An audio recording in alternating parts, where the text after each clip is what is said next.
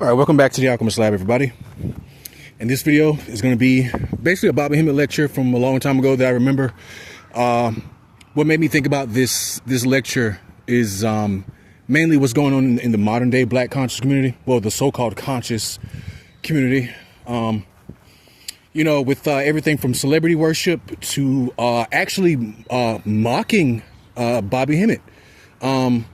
They're purposefully mocking Bobby Hemmitt. So I decided to post this lecture. It was divided up into 5 parts. I decided to put it all together, just for you guys and everything. Shout out to Serious Times Media. They got some good lectures on there from Dr. Deborah Blair to Bobby Hemmitt, But yeah, so the reason why I'm posting this is because of the modern day Black conscious community with, like I said, the celebrity worship, the basically everything, every single thing. And this is why I say they're mocking him. Every single thing that Bobby Hemmitt told specifically Black people to stay away from, they're actively promoting it while using Bobby Hemmitt's image. And I'm not even going to talk about those whack ass AI photos of Bobby Hemmitt, that that they're doing or whatever, but they're actively promoting everything that he told Black people to stay away from. And one of those things is the Boule and the Black Freemasonry, which are those are the real slave masters. So even Brother Panic talked about this, which is amazing to me. How they that's why I say they mock, it's like they're mocking Bobby Hemmitt and Brother Panic. You know what I mean? They'll mention Brother Panic, Bobby Hemmitt, show the images, show their pictures and all that type of stuff. And it's also like they're feeding off of their energy. So yeah, so I just want you guys to watch this lecture in its fullness, in its completeness. I'm sorry about the audio. I don't have my computer today. I'm doing this off of somebody else's computer. I would, go into my go into FL Studio and make the audio stereo, but it's in mono, so it's coming out of the I think the left speaker. But hopefully you guys still enjoy it. It's something I put together. Of course, I didn't film it. I'm not a time traveler. There's really no such thing as time, so there can't really be a time traveler. So yeah, you guys, hopefully you guys get some out of this. And as always, see you in space.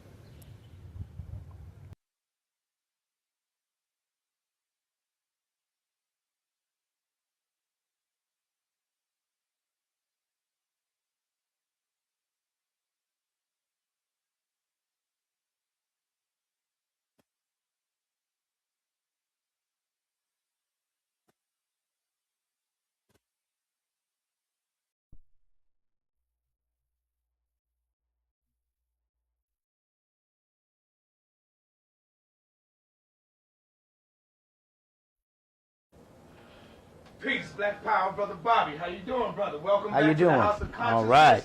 Information, where we document our story on videotape. Welcome back to the War Bunker, brother. How you doing? You know it. I'm glad to be back here. Glad to be back in Harlem, USA. You know, the last tape we did, man, everybody seemed to love that tape. Yeah. The return of the ancestral warlords, where we was breaking down the lynchings, and yeah, man, that tape is still selling on the streets. Oh yeah, and I urge people to get it. That's right. I urge people to get it. I want to take the time right now to introduce one of New York's own sisters. This is Iya Fashade Jamila Bihati.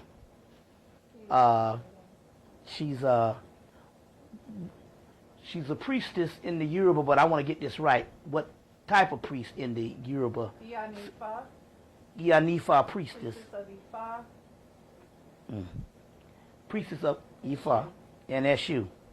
Okay. She now hails in Atlanta in the ATL, but she grew up right here in New York, and as you can see, we got one of your queens away from here and all, and as you can see, she is that of a queen. But ATL got to have something going on, so therefore, you all can't have all the beauty. So, that's right.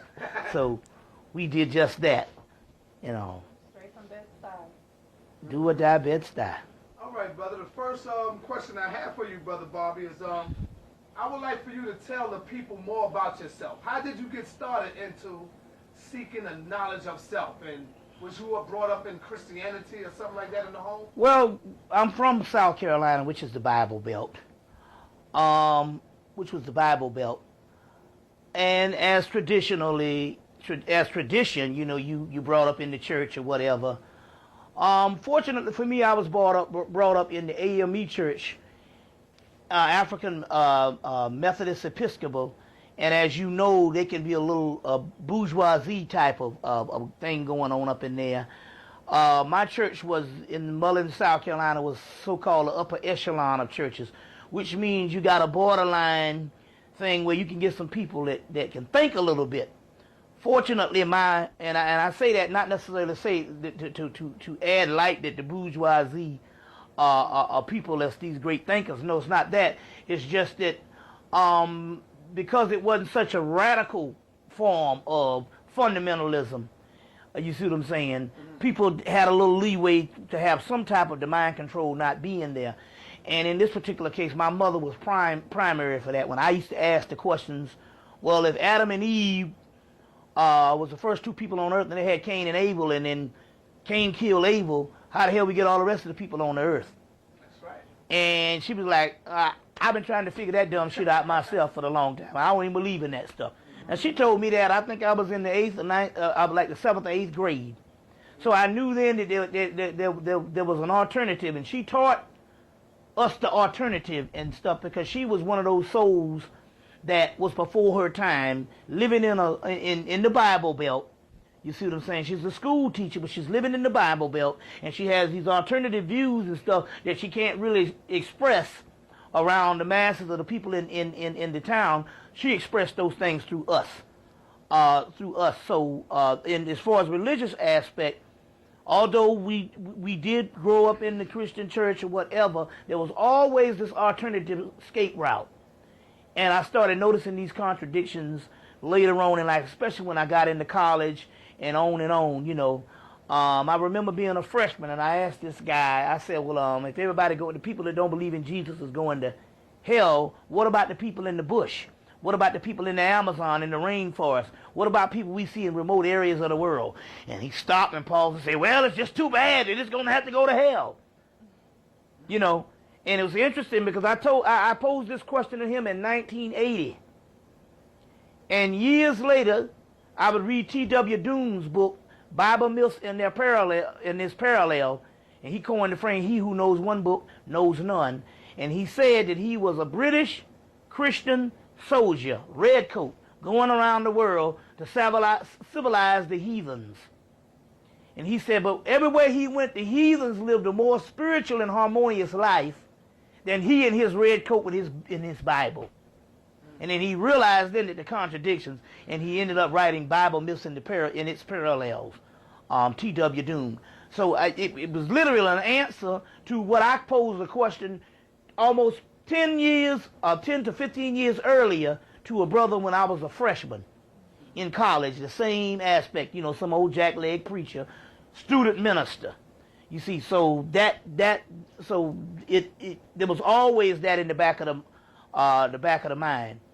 As far as my background, I went to college and majored in commercial art and fine art, and I was designing shoes also as this hobby that I had, and as a result, I was able to take what I knew with shoes. I was so good at it until I contacted a guy named Roger Bowman up here at the Avenues of Americas in New York, and he's been in the shoe industry for years. I used to see his advertisements in GQ magazine. So I contacted him, sent a portfolio up here, and it worked. I mean, I was like, they looked at my stuff and said, oh, this is going to be the new black boy toy that's going to make us all this money. Do you have brothers and sisters? Yes, I have a brother a year older and a brother a year younger. How hard is it for you to teach them a knowledge of self, as far as when you're getting into religion and stuff like that? Well, fortunately, yeah.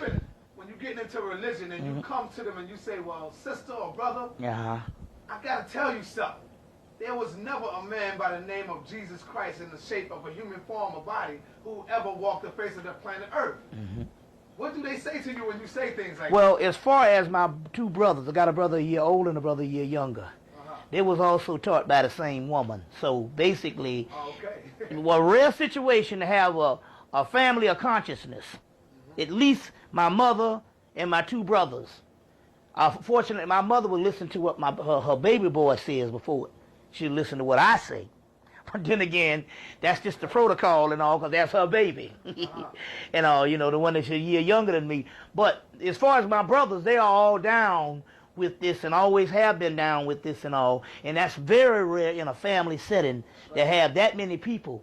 And that many people, and it bears witness of what my name in the Burgess Hieroglyphic Dictionary is, H-E-M-M-I-T. My name is H-E-M-M-I-T-T, and H-E-M-M-I-T means a group of spirits, a group of advanced spirits in the last days. Well, it's interesting that I would have a family and have two brothers on the same accord.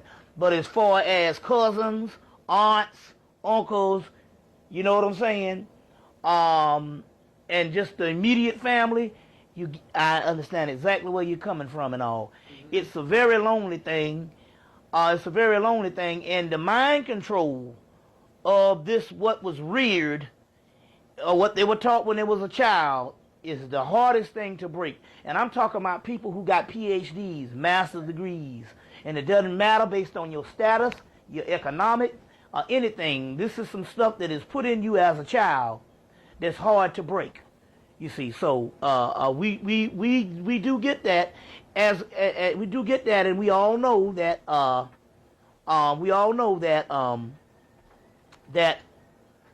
it's a lonely path. It's a lonely path when we're dealing with this type of stuff, you know. Also, you know, yeah. So. Yeah, man. What if I was to tell you, brother? I have a big family, man. A big family, and I'm the only one that's in my family that's conscious, brother. Well, it's interesting here. That? It's interesting here. here. I come to my family and tell them about, you know, there's never been a Jesus, there's never been a Moses, actually. And I try to get them to come back into ancient Kemet, and they don't want to hear nothing about that. I have to argue with them. Well, you know, you're not alone. Most of the people I talk to who have big families, usually it's one, maybe one more. Maybe two to a family. And all, and I know exactly what you're coming from. The spirit world, because when I tapped into the spirit realm, these are the type of questions I used to ask them. Why is this so? And the spirit realm used to answer to me and say, well, it's almost like, you know, when someone dies, let's say if a person dies in California, you're on the East Coast, we have this thing where we'll send one family member out to be a representative. And everybody realizes that's the representative of the family. Well, it's the same thing when it comes to this particular consciousness. Each conscious person is a representative of at least damn near 100 people they know in their lives, if you know that many. But the immediate family, you are a representative of them. So therefore, in so many words, I'm looking at this thing and shaping up. It's all in divine order. They don't really have to be. They just need one person, and usually it's one per family. You see what I'm saying? That's right. So therefore, you encapsulate all of the consciousness for your whole family that's big, and like you saying, you know, you're the only one. And I think you're going to have to look at it that particular way, because otherwise, it's like a sister from Chicago said, this sister in 1997, during Christmas, it was like, maybe it was like a day after New Year's, and I said, yeah, what happened? She said, oh, I went home for Christmas. And she said, what? She said, oh, God, I had to literally suspend my consciousness for 2 weeks and put it in a box just to deal with them. I had to go back and be this old person I used to be, suspend my consciousness, because I can't never discuss it. I can't talk about it. And just become this mind-drone dead person sitting around the table talking about the average current events. What is Kobe Bryant doing? What is Michael Jordan doing? You know what I'm saying? And who died, you know, and all of this type thing. But she said she could not talk consciously at all, and she said it was, she was able to do 2 weeks. And she said it was extremely draining. That's right. So we know about that type of thing where you have to suspend your consciousness around people. And that's really hard. Let me ask you this question here, man. Are you familiar with the tape on the 125th Street, Brother Sarnetta? Yeah. Let me tell you this. When you out there building with people, have the black man or a black woman ever came up to you and started defending the white man? I'm quite sure you see Yes, that tape. I saw that. A white man walked up to me and Yeah. asked me, why am I showing the lynchings around here? In I saw that. And two And black two brothers Negroes, even grabbed him by the shoulder and hugged him and said, he's my brother. that's right, Um, called me the devil. right. I had that happen in the AU Center. We were talking about all this conscious concepts. There was a black girl sitting there at the table. Now, I see this black girl all the time. She know when she came into this particular store that I'm in, that's what we did. And she used to be there all the time. It was one of my homegirls from South Carolina, dead nigga. But this particular day, there was a white man up in there that she didn't know that the white man, we had already got on his butt about 2 or 3 days before and made him bear witness that the white man was the devil. In the sense of when he said, when we weigh based on the adversary and the people controlling the planet, he said, I must agree. But she didn't know this, that we had already gotten to this guy here. And most of those particular people, they are open-minded enough. If you put it down to them pound for pound and break it down to them, they will bear witness. But because they're logical and rational. This sister, we were talking and this white guy happened to be in there again. And after we got through talking and stuff, this sister got up from the table, went to the white man and said, I need to apologize for my brothers and sisters over there talking this stuff. And what we were, and it wasn't like we was being mean-spirited. We were discussing history. We was discussing history and discussing the truth. And yet she had to go and apologize. And this was a girl in her early 20s. So we're talking about, you know, that's not even indicative of that other generation, but it is inbred and ingrained so deep until the dead people, you know, become apologists for white people or buffers. It was very interesting. All right, now, you know we're going to have no holds barred here, man. We're going to have to keep it raw, and I'm going to hit on some questions that most people would not ask you. Okay. Dr. Ben, we love our elder Dr. Ben. Uh-huh. But for Dr. Ben to give all of his books to Minister Farrakhan in the Nation of Islam and tell us because this is the only black man that I see that have a nation of black people. I have a problem with that. This is what the youth will come up to me and ask me, why did Dr. Ben give Farrakhan his book? Well, he might as well would have gave it to the goddamn KKK or somebody for Dr. Ben to do that. Now, I'm going to address Dr. that. Ben, we ain't getting on Dr. Ben. Well, I'm going to address that. Should I address this now or after I do the libations? You can do the libations and then we can address that. Yeah, great. Okay. We want to give the spirits some, you know, to open up the flow and all. Yep.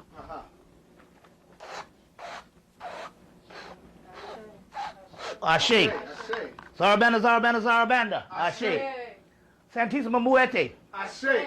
San Simone. Ashe. Mama Shola. Ashe. Madre de Agua. Ashe. Madre de la Luna. Ashe. La Santissima Pedra Iman. Ashe. La Spiritual and Tranquilos. Ashe. Francisco C.H. Reyes. Ashe.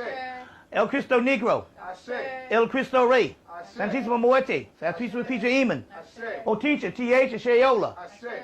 Shumala. Omagumu. Ashe. Alcala. Locayo. Kakambo. Ashe. Lavado. Ashe. Ishtar. Monu. Noku. Ashe. Mana. Ashe. Hinmatu. Ashe. Inmatu. Titi. Jova. Aset. Osar. Heru. Heruaha. Harsefi. Kimifis. Legba. Oshun. Yeminya. Oya. Olakun. Oshosi. Olarun. Give me some. Ifa. Ashe. Ashe. Yemaja. Ashe. Ashe. Mat. Ashe. Okay. Segment. I say sachet. I say selket. I say heru. I say heru aha. I say sutnesi. I say sutnubit. Setesh. Bar sutek. Eros. Dionysus. Epimetheus. Prometheus. Timothus. Shiva. Pravati. Sati. Asuras. Netters. Nephilim. Nibiru, Orishas, Titans, Latayafan, Tiamat, Ishtar, Astarte, Anana, Herheru, Nebhert, Mut, Kansu, Ankop the Kansu, Mintu Sibara'a, Mintup Sing Sing, Kali, Kalima, Lilith, Layla, Lilitu, Ashe, we're gonna, okay, and Ashe, yeah, Elijah Muhammad, Ashe, Malcolm X, Ashe, Ashe, Marcus Garvey, Ashe, W.B. Du Bois, Ashe, Harriet Tubman, Ashe, Booker T. Washington, Ashe, yeah, Nat Turner, Ashe, Denmark Vesey, Ashe, Richard Allen, Ashe, Ella Baker, Ashe, Ashe, yeah, so, okay. All right, so to all gods known and unknown, Ashe. To all ancestors known and unknown, Ashe. Ashe. Okay.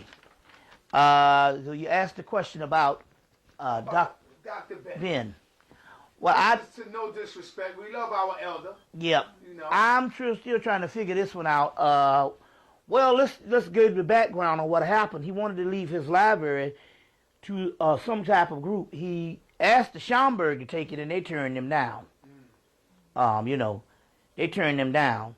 I don't know, but my point here is, as far as the Nation of Islam, they're a very closed society when it comes to the community. That's right. I mean, no matter, although they're out there with the paper and all, they're not really a community-based organization as people think they are.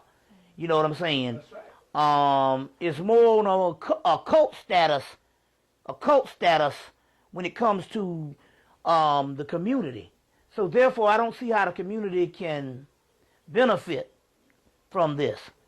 Sometimes and sometimes it's like you give this stuff, but is the people are the people in Chicago going to benefit from this? Now, Farrakhan said he's supposed to put this in a general library, but my point here is it's not characteristic of the Nation of Islam to be this national social organization that would do stuff like that. So it baffles me. It baffles me on why he would give his library to Minister Farrakhan, who had a chance to embrace more than the traditional Islam that he's been preaching, because the Afrocentric movement, you see, was going on right along with him when he was in the height of his career. And he really didn't embrace that. He still stuck to the same ministry as, the same ministry and platform on which made him famous, but there was so much more information out there. So he was the last person to embrace that. I mean, there could have been some type of organization, but you just don't know. You just don't know. I mean, it's not a rational. First World and stuff like that. You got the First World out there. Mm-hmm. You got a few organizations out there. My point here is Wesley Snipes just did a documentary on him. As you know, Wesley Snipes did the one on John Henry Clark in Greek Mighty Walk in 1998 at the Sundance Film Festival. They aired it, and now it's also on the Sundance Channel. He just completed one on Dr. Ben in 2002. So my point is, he has enough money. No, he completed it, but it's not out yet. But my point here is, if he has the kind of money to do a documentary, he has enough money to put together a small library. You see what I'm saying? A building and a small library and stuff. You can buy a building for for nothing, just like one of these brownstones right here in Harlem, and make a general permanent library. Right. You see, and so it baffles me. What is actually going on, but we're just going to have to see. I don't know the motives or whatever the deal is, but we're just going to have to see whether Farrakhan does the right thing.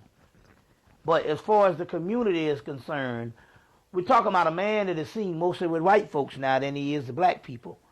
So, with the roundabout things that he was doing lately, I'm really weary about things. Okay. Dr. Malachi York. Yeah. Have you seen the sentencing of Dr. Malachi York? Yes, I saw the tape. When I speak to people, they still defend this dude, man. Yeah. They tell me things like, well, I don't think that's him. Shit like that. Or they did something to him. That bastard is dirty, man. He raped our kids, man. He raped our children, brother. What is your take on that? I saw this, and that's the misfortune of being in a cult. When you're in a cult, too often the people give up their core center. They call it the core center or the core belief. And basically, they become codependent, you see, on this social order. And so, therefore, it's a psychological conditioning on the reason why they can't face the facts that this man is guilty in the particular aspect that the way he came at them as this messianic being. Who are you talking about? Dr. York. Oh, okay. All right. As this messianic being. You see, the way he came at them, you know, showing his line of genealogy, and he's this messianic person. So they believe so much into that until when it's snatched, it's almost like a child going through a divorce. Mm-hmm. It's a complete disinheritance, a discombobulation, a psychological trauma, you know, of a person that, you know, is totally blown.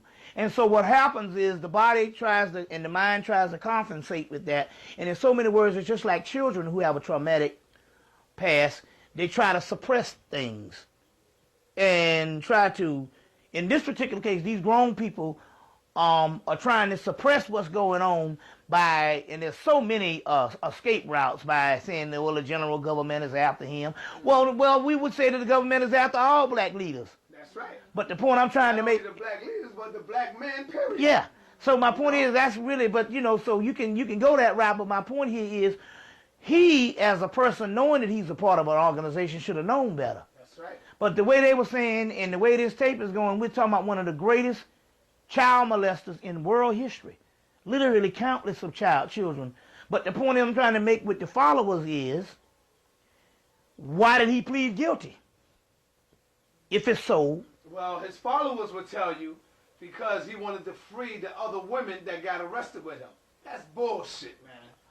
That is straight up bullshit right there. You know what I'm saying? But my point, yeah, that. But my point is, they get ready to give him 200 years.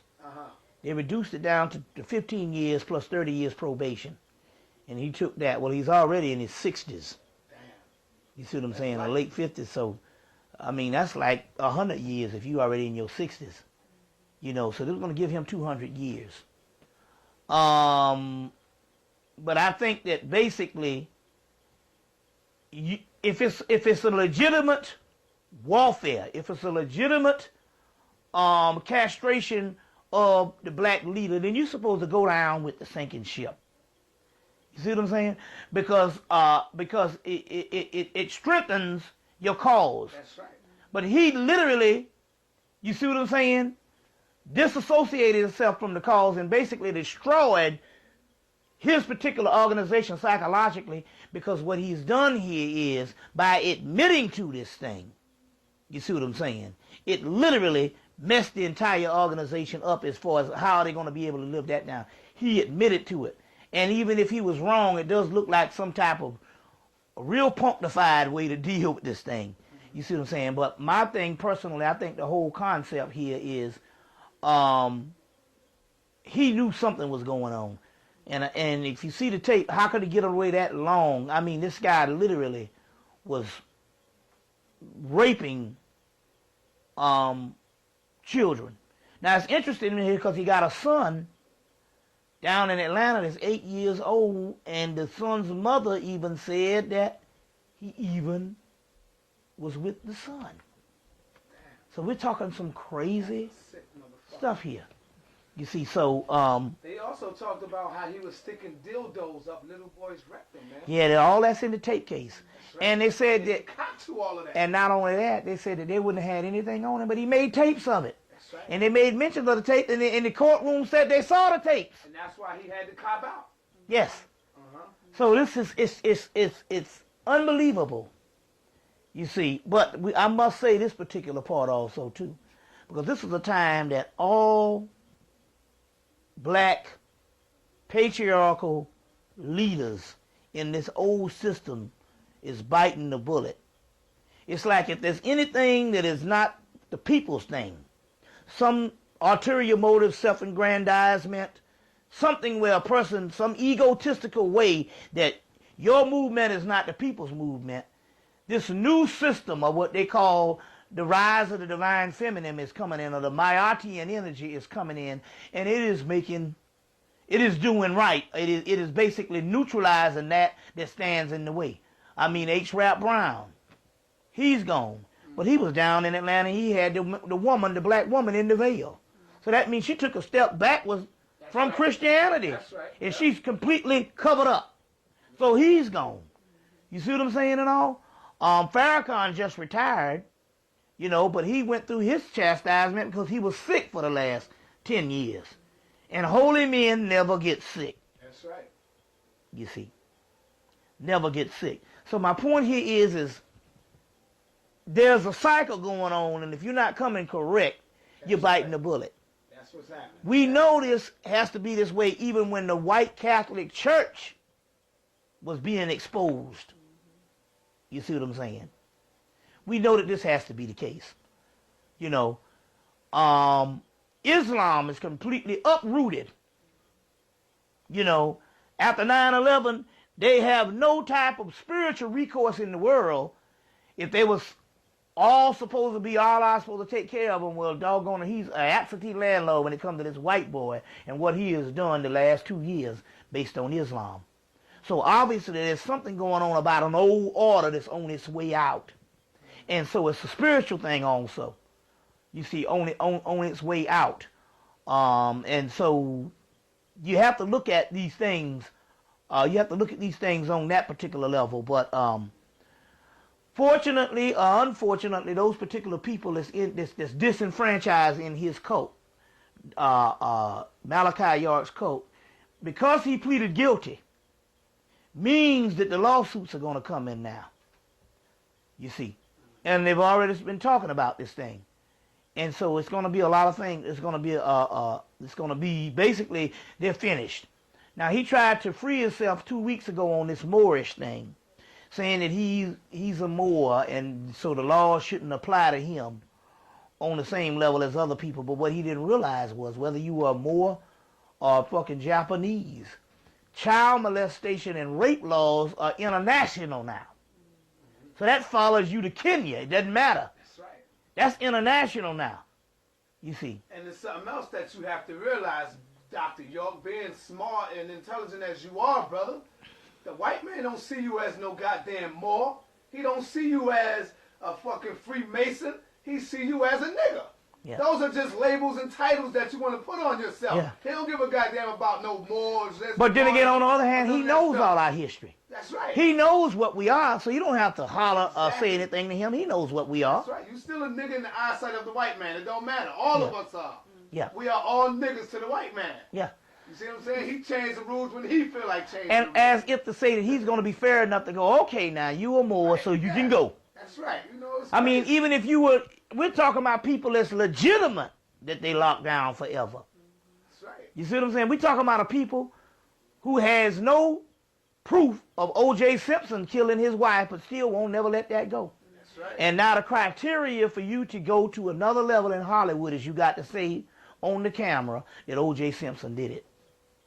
You see, Steve Harvey had to do it, and he got his show. That's right. And now that his show is canceled, and Cedric the Entertainer was getting his show, he had to go in barber shop and say, And O.J. did it. Yeah, Rosa Parks, man. And he also said O.J. did it. Yeah. You see, your boy, Jamie Foxx, did a HBO special. He had to go on and say that O.J. did it. Chris Rock. Dave Chappelle. Dave Chappelle said it too? Dave Chappelle. Watched it last night. He said it. You see? So this is for something black people don't remember fucking 1995, let alone you know, something. We don't think that way. To be that hurt about O.J. Simpson, and we're going to say he did it 6 years after, 7 years after. We're not that kind of people. We got a 5-year attention, 3-year attention span, or maybe damn near 2 years. If I ask somebody what happened in 2001, other than the World Trade Center, we wouldn't know. So it's very interesting how that goes. All right, Nibiru. What is planet Nibiru? And does that have any connection to Dr. York being arrested or locked down until the Nibiru passes? No, all that's bull. First of all, right. Phil said that was bullshit. Nibiru means Neb Heru. These things are, and it has something to do with metaphysics, and it has something to do with the Neb Heru or the Nibiru is basically the coming of the pineal gland of the third eye. And although there's astronomical conjunctions, it has nothing to do with anything physical out here, where these particular people here are saying that he has to be locked down until that particular planet or whatever passes. First of all, if he was hooked up with the stars, he would never have been able to go to jail in the first place. You see what I'm saying? That's right. I mean, there wouldn't be anything that the white man could do. You see that when you see the movie The Matrix and you see Neo. There's nothing they can do when there's one sent to do a certain job from the spirit realm. So that's the first thing. He wouldn't have been begging to get free for a whole year. So the whole Nibiru thing is that somebody that's taken some of the mythology that he talked about and basically is just trying to, here again, make excuses, and all, you know. And so it's just sad that, you know, but that it's a brother lockdown. But then again, on the other hand, if the man has a child molestation cult, you see what I'm saying? You just can't go that route anymore as far as when white people are being exposed. You see. The spirit realm looks at it all as the same thing. They don't look at it as, even in the terms of color, whenever you are acting like the doggone white man, as a person thinketh, so is he. So you have to look at it that particular way. Okay. That's peace, brother. That's peace. Child support. There's a lot of our people, our brothers, and some sisters too, that is on child support. And when I go down there to pay my little child support money, I see slavery, man. Isn't this another form of slavery? It is. Because, see, the children don't even get none of that money. That's right. That you giving them. Right. So I have to pay child support plus take care of my babies. And I Right. have 5 of them. Right. So I'm taking care of my babies, plus I'm giving these goddamn crackers child support money. And if I don't give it up, brother, they will come to my home and arrest me. Yes. And arrest me, man. And the laws are different in different states, but this is the worst form of slavery starting here in New York, and this is going to be the catalyst for, the rest of the country. The rest of the country. Now, I need to run out here and take a quick break. Okay. and I'm going to come right back and deal with that. All right. We on? Yes. We back. Now, what we're going to deal with now is child support and the myth of the deadbeat dad. Now, here's an expose, and it's by Stephen Baskerville. Baskerville. And it says special interest groups have demonized divorced fathers and deadbeat dads and then criminalized them. The result, the system that traces all newly hired employees, shift the burden of proof to the accused, and throws fathers in jails for losing their jobs. Now, we know that Bill Clinton in 1995 with the welfare bill, he signed the welfare bill in 1995, and you know these bills are this thick, and they give you the front page. So in so many words, they got a system that can just undo all the laws right before you, because the average citizen is never going to read any bills that's being passed. They give you what they want you to hear on national TV, and you accept that, but the bill is this thick and it undoes everything. So we know now that Bill Clinton is one of the worst presidents for black people ever had, and that's the one they love the most. But all entitlement programs and all types of things that were set in place for black people over the past 30 years was completely destroyed under Bill Clinton. Yet black people love him to this day. The key here is, and so bad until when Bush got in office, he had to reinstate some things for black people. Although it's not as Bush is the great savior, he's saying, but by me being a newly hired president, and these things is coming based on me coming from the so-called Republican or the conservative, this stuff that they're seeing what Bill Clinton did, they're not going to believe that Bill Clinton did. They're going to put this stuff all on me. So the stuff that was going to be enforced was so diabolical with black people until he had to say, I got to at least veto some of this stuff until later on. And that way we would basically, the crab in the barrel syndrome, where we would slowly put these laws on black people and demolish them. Bill Clinton had it outright and set up all this stuff for black people, including taking the child support and merging it with the welfare system. Now, what they have done, they merged the child support with the welfare system. Now, child support is a system that gained momentum on the deadbeat dads, not based on black men, but based on white men. So in order for them to pass these laws based on the deadbeat dad, what they had to do was they had to go and show examples of rich white men skipping out on their children who clearly could pay.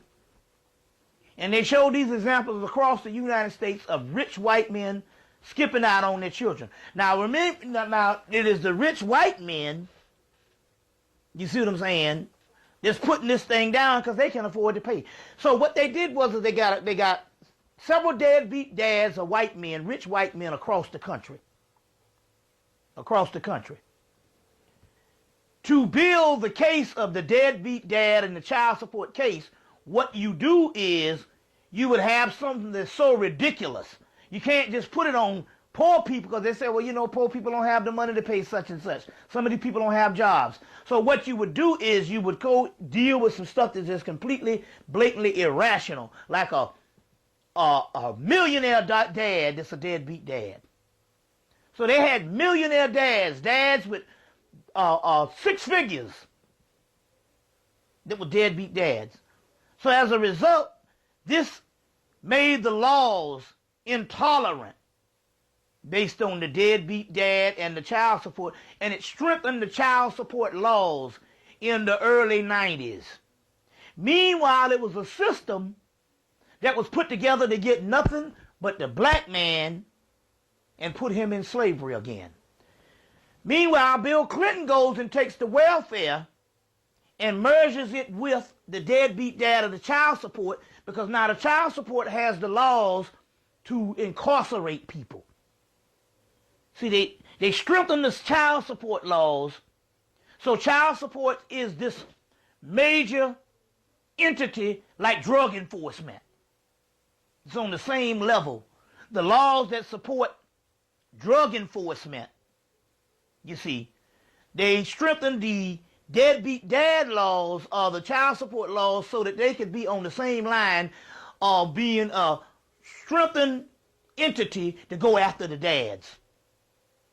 Now this is all for black people. Then Bill Clinton comes in and does the final stroke by adding welfare to it. And then he says, well, for those people on welfare, what used to be an assistant or an aid is now a loan. And you have to pay this loan back. So he took something that was an assistance, was an aid, from 1968 and made it into a loan. First of all, that's against the law, but it's not against the law if you understand what I'm getting ready to tell you. So he said you would have to pay welfare back. Now, as a result, black men in New York New Jersey, and Pennsylvania. These are the major cities, states right now. Maybe D.C. It's in the northern states now, and it's getting ready to move across the country. Now, don't get me wrong. There's stricter deadbeat dad laws that's so strenuous down in Georgia and other things, but this key element hadn't been added on yet, which is the welfare phenomenon. So now you got brothers that now have to go and pay welfare back. So they would take a child and a birth certificate and say this child received welfare from such and such a time, from 1975 to 1980. And that father now owes the welfare system back as a debt and have to pay them back. As a result, because he has to pay, because he's in default, the same laws that apply for child support is enforced when it comes to the welfare. So this means that the person who's paying the welfare back, their children don't even see it in child support. And it also means that you could have some people in their 40s. Their fathers have to pay back welfare. And these children are grown. Some people that's been in jail for 16 years and get out and find out that they got to pay back welfare under the guise of child support. But the children don't see any of the money. And it has nothing to do with the parents or the mother not reporting them, because they're going to get it anyway based on birth certificates and based on a system. So you got, and how do they do it? They garnish you your check. So working fathers, they garnish you your check. And one brother who was making something like $500 a week was coming home with $100. After taxes, garnish you his check, and after taxes and other things, he's coming home with $100. You see what I'm saying? So the ones who can't pay, they say you have to pay something, a minimum of what, $25 a week? But you have to pay something. $50, $53 for one child in New York City. Okay. It's $53 for one child in New York. And matter of fact, it depends on your income. And it Yes. How much depends you on making. the judge also. Yeah. I know I was making 600 and something a week as well, and I was coming home with like 2 and change, man. 200 and change after all the taxes. Then they was garnishing my check as well. Cause see, nigga like me, I was like, fuck y'all motherfuckers. Get it the best way y'all know how. I ain't paying y'all niggas shit. You know what I'm saying? Then they started threatening my freedom and shit, saying, yo, well, damn, I had to get, matter of fact, I'm just coming off of a case of getting my own lawyer. I had a lawyer to fight these bastards, man. So, you know, I worked in some way where I be paying them something. Well, you know, just to stay out here with my babies, man. Because these motherfuckers will lock you down. And I'm not going to win like that. You know what I'm saying? So I said, all right, fuck it. I'll give y'all something.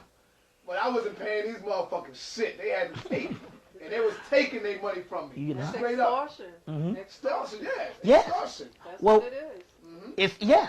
And so now you have people's checks being garnished, and if you don't have a job, they're still saying you still got to pay or you go to jail. Now, it's interesting because I was in Pittsburgh doing a lecture, and one of the brothers is a retired, he's a police officer that's getting ready to retire in 2 years. And he told me, he said, there ain't no crack up in them jails.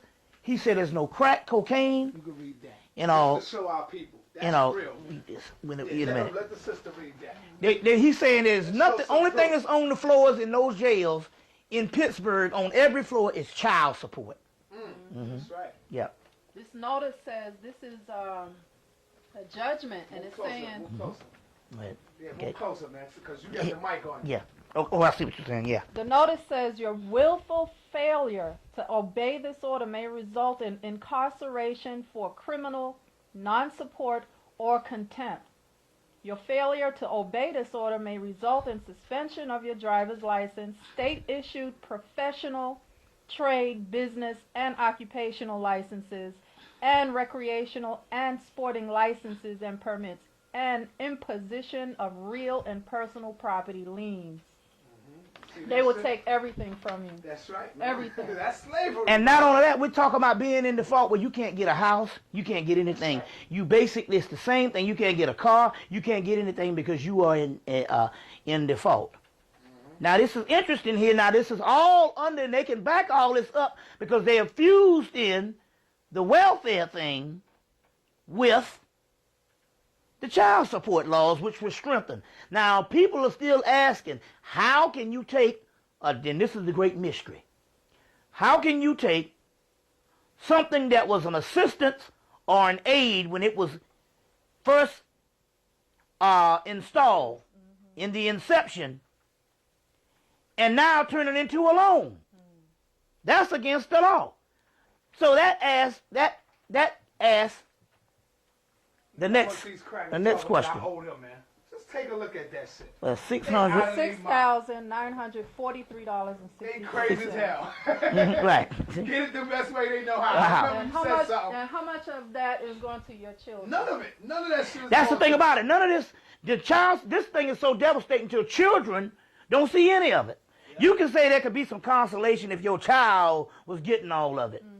You say, well, what the hell? He got it going on. But my point here is you don't see any of this, which goes back to the same question. How could they take a loan, which was an aid, make it into a loan, install it into another program for the laws to come and lock you down and get the money, garnish your checks? How can they do this, which leads to the other question? And I asked this question to other brothers.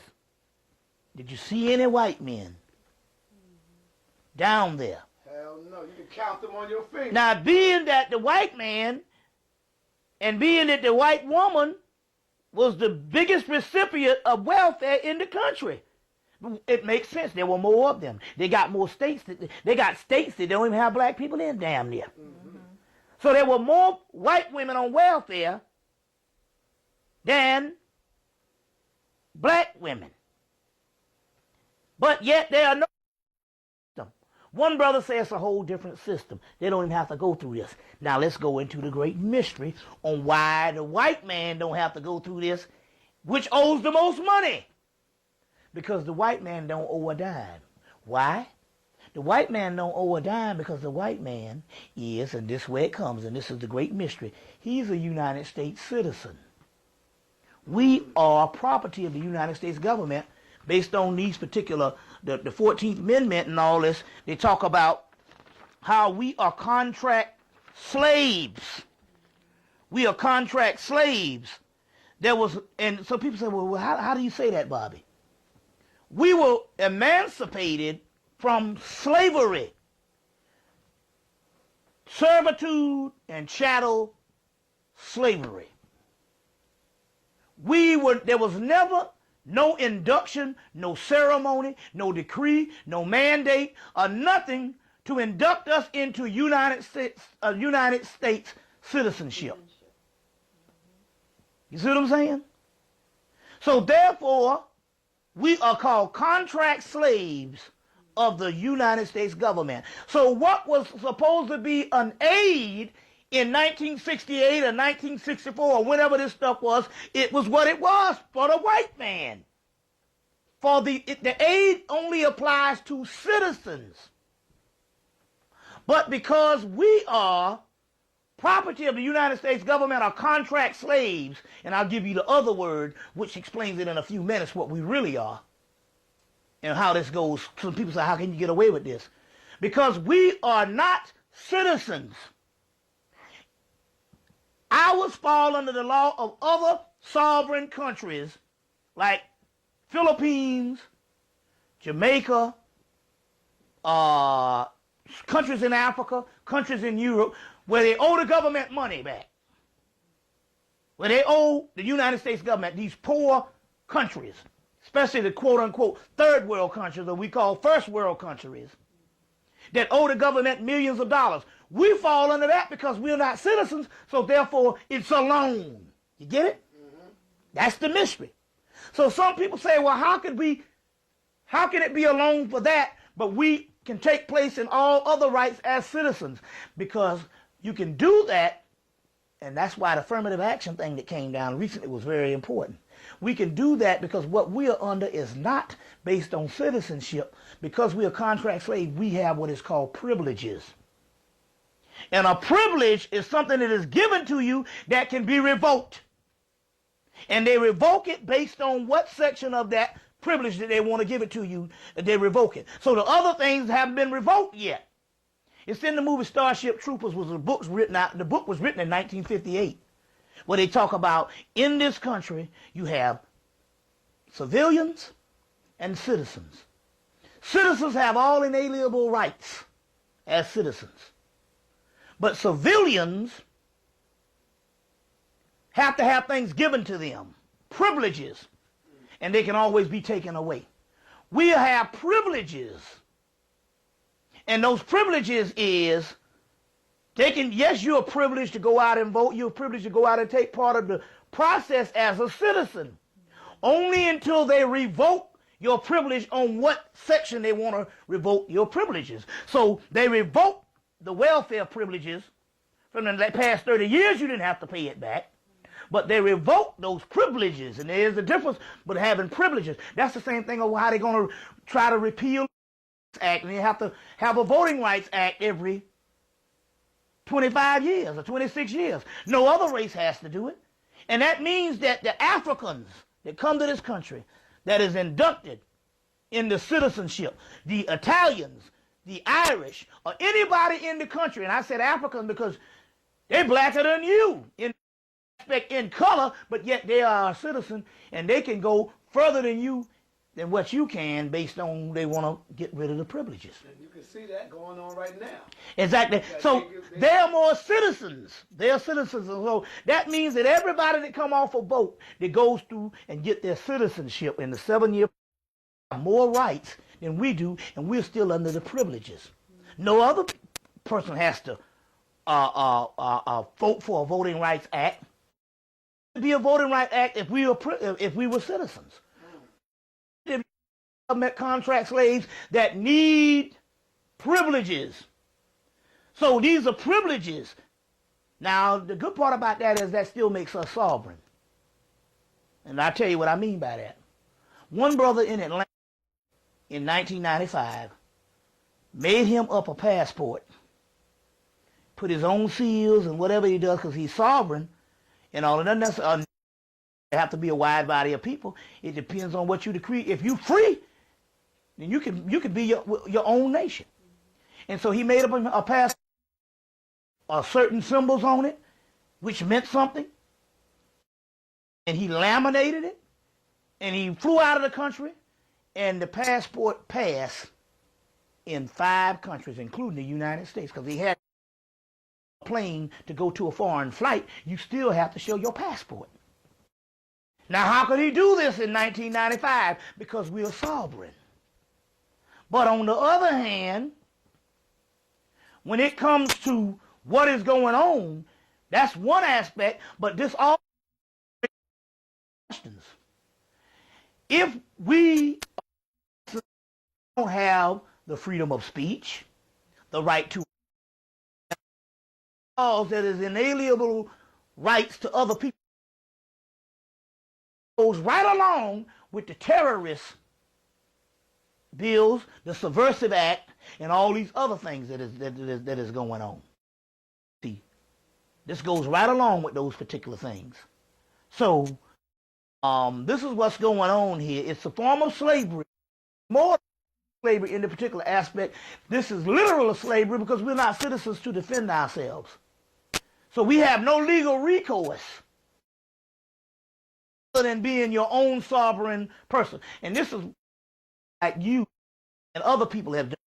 Basically, you became, you left them so they wouldn't have to garnish your check, right. And you basically what? And you become creative. Keys this type of thing to become creative, and that's a form of. But yes, this is the key now. That northern, but this, when they get rid of this whole country, and it won't, man, loan in 1968. Was. Didn't ask for it. He was given a loan. You see what I'm The psychic of this white man's mind, man, when he comes to you and tells you to pay child support when he still refused to give reparations, man. But we still, our fucking pockets, being a slave, paying this motherfucker just. And not only that too. That's in that case, if he's gonna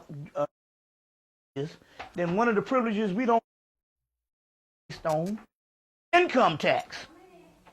Based on income tax. You getting hot? Getting hot? Okay. Based on income tax. That's a privilege that we don't need. You know, based on income tax. But then again, on the other hand, come out complete slave, and he can be selected on what he want to charge you for. You see what I'm saying? So basically, what we're talking about here is what is going on here is we're talking about someone that when the dust clears, he's still saying this imperial system that has always been in place better than ever, to the point whereas basically they got you under mind control because ignorance of the law. When you find out about it, you're damn near helpless if you want to remain in the system. You see what I'm saying? It still goes back to this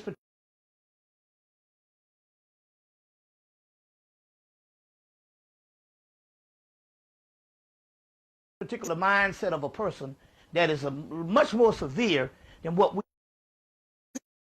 Because a lot of people, I understand where you're coming from, where there's a lot of people saying, oh man, we've been hearing all this black people talking shit about this white man from, and man, why don't you give it up?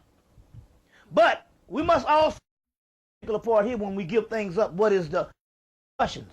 The repercussions is they are killing each week 4,200 Africans die each week from AIDS. That's 600 a day. These are the estimates on July the 3rd.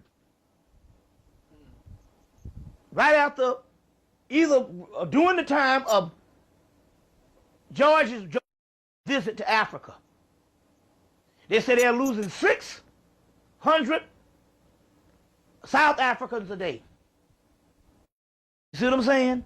To AIDS, that's 4,200 a week, and not a white South African is dying. See, they can front and say that these other African countries is coming down with AIDS, because there ain't hardly no white folks in some of those countries. But my point here is, you mean to tell me you got an AIDS epidemic that breaks out in the shanty towns, and yet no other white South Africans got it? So my point here is, we can never say that we need to close our eyes and say, hey, live and let live, because the white man is going to live and let die. Right. Now that means, so he's also announced that since 1989, they have lost 30 million Africans on the continent since 1989 to 1992. And they say they now have, 1989 to 2002, and they say they now have 35 million Africans HIV positive, infected. Why is it that the Africans on the continent don't see the white man conspiracy to kill them? Because when Bush went over there, they was, happy to meet him at the shores, man. It's just like when one of the sisters of Viva went, and they all dressed up in the Sunday go to meeting clothes, and she said, well, where are you going? This is in Ghana. They said, we're going to see the Messiah. And when she got there, she said, I want to see the Messiah too. I finally came to Africa. I'm going to get in on some spiritual stuff. And when she went to go see the Messiah, it was Bill Clinton. When he came. You see what I'm saying? So, we've got to look at some psychological ramifications. Now, I will say this particular part, and I think I mentioned it the last time. I got a chance to talk to, see, every now and then this enigma happens. And it's just like the African brother that's extremely conscious that comes around Brother Salam. yeah, you very rarely you will have this. So every now and then the enigma happens. Yeah, he told me straight up, if he speak like this in his home, he said the African niggas will kill him. Yeah, and it's very rare that you get this and all, but it was interesting because it was two sisters that went to the AU Center, and they were from Ethiopia, which is really, if you want to talk about some dead people, I mean, they don't even speak to us on that particular level, but every now and then you get an enigma happen. These two sisters went to the AU Center in the 1990s from Ethiopia, and their father was African in America, and their mother was Ethiopia, but they spent part-time in Ethiopia, another part-time in West Africa, and then they later on went to college at the AU Center, and they made one particular aspect of the mindset of the African. And we were talking, she said, no, you got to understand this see, everything is based on your social mindset. Some things is a whole nother culture, and cultures think different. And she said, look, she said, no, she said, you got to understand this about the Africans. She said, because I was there, and I lived on both sides of the continent. They said that they never get out of the survival mode. You know what I'm saying? We have supermarkets and stuff, and although it's killing us with processed food and all that, we have convenience in this country that gives you enough time sometime to think on your own. With them, when they get up sometime, these people, they have to, when you don't have processed food or stuff, you have to go to the marketplace and you have to get certain things just for a basic survival each day. So every day of their lives is a form of a survival mode based on the undeveloped aspect of Africa. You see what I'm saying? That is not conducive to modern civilization, although we know ancient civilization, they had their stuff together. So therefore, when you talk about an undeveloped aspect, just the poverty level alone, Yeah, finish talking. just the poverty level alone, the undeveloped aspect of Africa, they never come beyond the survival mode. You understand what I'm saying? So their mind, so the social aspect of their mind don't ponder conspiracy. That's what the sister, she said, no, you don't understand. She said, first of all, it's all black. So the whole concept of black against white, the white is still, and although he's a colonist, he's still seen as the visitor. So the whole concept of a conspiracy is different because you're talking about a people that's on such a survival mode until there's a certain amount of humility, not necessarily based on whether they're non-arrogant or not, but I'm talking about as far as a humble origin to the concept of this world brutal imperialistic machine doesn't even register in the mind. You see what I'm saying? So therefore, they see this breakout and stuff. And you know, remember now, they're not even privy to a certain amount of information. Let me give you an example. One brother, they took the book, The Egypt Revisited by Ivan Van Sertima, over to Africa in the mid-1990s. They took it to Kenya. And what they did, they had one book, and they had almost 100 people that wanted to read that one book. So what they did is they took the book and split it in half and gave, let's say if it was 10 or 15 chapters, they gave 15 people a chapter and had them to memorize it. And each person would come in and teach that chapter orally to these 100 people. You see what I'm saying? To these particular 100 people or whatever they had in this group. And teach it orally and break it out into a classroom compared to everybody getting a book and being privy to information. So like Dr. John Henry Clark said, the colonization of knowledge. You see what I'm saying? On that, and it's not far-fetched than if you go to Alabama. Now, yes, they understood racism in the segregation of Jim Crow form. But right now, if you go down to Alabama or Mississippi and you try to teach these people some advanced stuff about the Illuminati and about the stuff that we are into now, their concept, You see what I'm saying? Let's take religion. You're trying to teach them some stuff about Yoruba. You're trying to teach them some stuff about Dogon. Their whole concept outside of Jesus Christ. You see what I'm saying? It's like, and one brother in South Carolina put it this way. He said, we need to study breeding with this white man. When a person breeds you, they have bred you just like an animal. You see what I'm saying? To take a certain path most of your life. And we can't break that breeding. And it's interesting because that's what they talked about in the movie Doom. When they wanted to take over the House of Atreides in the movie Doom, the right-hand man had an imperial breeding to the king of the House of Atreides. And then how the Harkonnens took down the House of Atreides, they broke the second in command, the right-hand confidant's imperial breeding. And that's what we're doing. You have to embrace a breeding process. It's not just as remote as Africa. It's remote as Alabama, Mississippi. You see what I'm saying? Or parts of Harlem.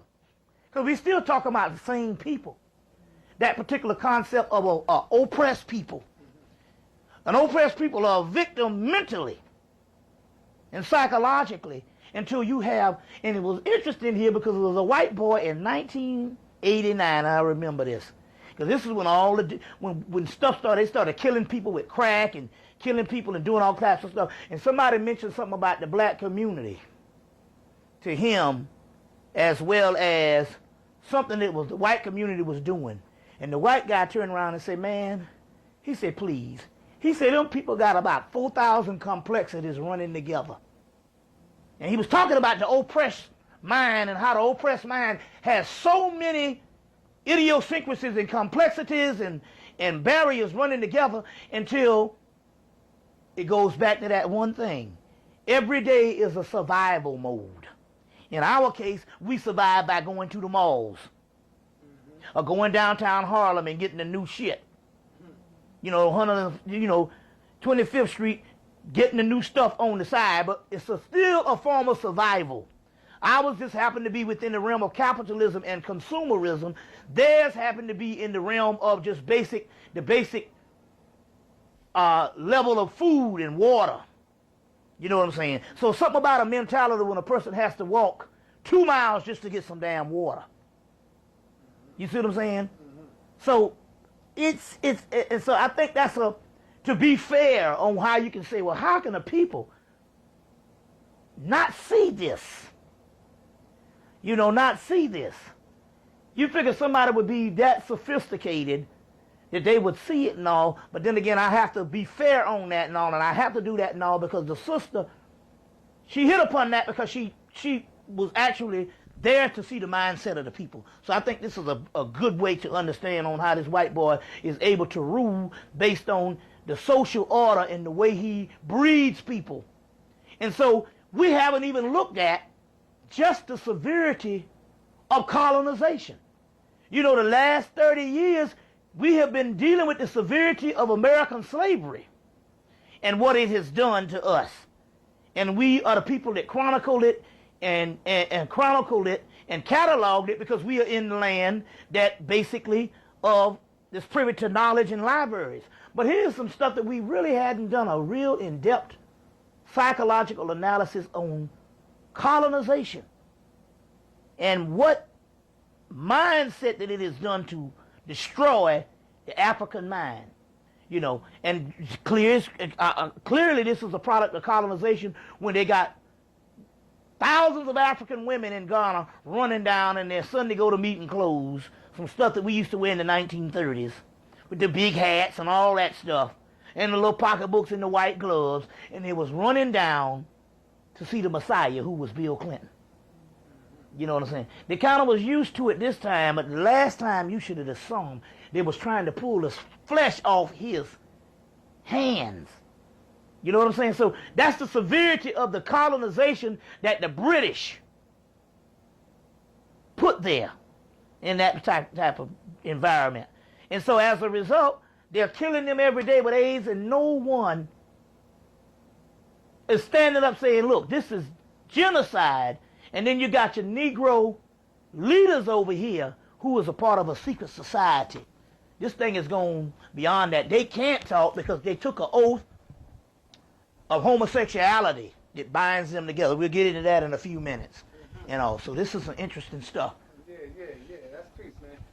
Let me ask you this. Black power. Is having power evil, man? The reason I ask you that is because I'm out there on the street every day, and when I say black power, it's like our people don't want power, man. We have been conditioned to accept the powers that we under right now.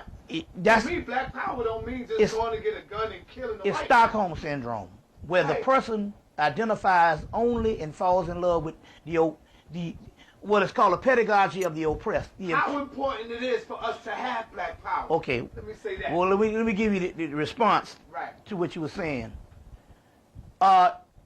In the Stockholm syndrome, the kidnapper falls in love with the kidnapped and takes on the views. The kidnapped fall in love with the kidnapper and takes on the views of the kidnapper. In the oppressed, in an oppression, we take on the mind of the oppressor. So any type of power that is not seen as the so-called superpowers, as they call it, is delegitimized. We don't look at that as having any power at all, first of all. And we look at it as some type of clandestine, bogus, you see what I'm saying, type of way, to the level that is almost disrespectful for us to even consider any other power other than the powers that be. And that's the way the oppressed people deal with, as far as the legitimacy. I can say that. Let me give you an example. I got a friend that was so much into fashion. He got so into fashion until he got to the point where as he wouldn't even buy clothes that didn't have a label in it. You know what I'm saying? The psychological conditioning. You see, he wouldn't even buy clothes that didn't have a label in it. And some of these clothes that are made with the label in it, they sew the same clothes up and ship them to other parts of the country, or other parts of the world, and sell the shit cheap. But and they put a label in it for Calvin Klein or whatever, because it's going to be exclusively here in America. And it's the same sweatshops and all the other stuff with the same cheap shit you get down on another part of another part of New York City, and it's made in the same factory. I had an aunt that worked in a mayonnaise factory when she was in college. Every summer she'd work in this mayonnaise factory in North Carolina.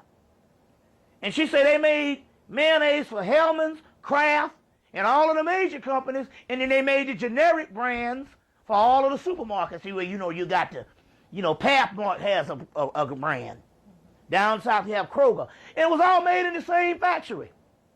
They would put a little lemon or something in the Hellman's or the Kraft, but it was still made in the same factory. But because it has that name, that image, that archetype, the other stuff was a lesser repertoire in the mind of the people. All that was made in the same factory. You know what I'm saying? They was complaining one year when the Jordache jeans was out. It's all relative. Remember they had the Jordache jeans in the early 80s, and they had the bootleg jeans on the street, and the Sassoons and the Jordache, and they had the bootleg Sassoons and Jordache. Well, they did a report. They said, well, how the hell you get bootleg Jordache jeans? They said, oh, what happens is we make the Jordache jeans in the daytime, and at nighttime, some people sneak back in the factory and press and basically make Jordache jeans in the same factory and send them to the bootleg part of the world. And the guy said, wait a minute, hold on, how did they bootleg? They made in the same factory, same material and all, but one is made at night illegally and one is made in the daytime. And you got people buying the same stuff for $20 cheaper. And you mean to tell me it's different in quality? And I always remember, this was like 1981, they had a special on this thing. Well, it's the same thing when it comes to us and power. You see what I'm saying? All the power that the white man got had to start, whether it be evil or whatever, it had to still start from an initial state where some people had to sit down and strategize and we're going to take over something. You see what I'm saying? But the concept here What you're saying here is, as far as black power, that is, here goes again, the white man has set the criteria of what is supposed to be power. You know, some people say, no, he has guns and he has bombs. No, he has mind control, because the people behind those guns and bombs is us. And how did he get us behind the guns and bombs? That's right. You see what I'm saying? He got us that way through American patriotic mind control.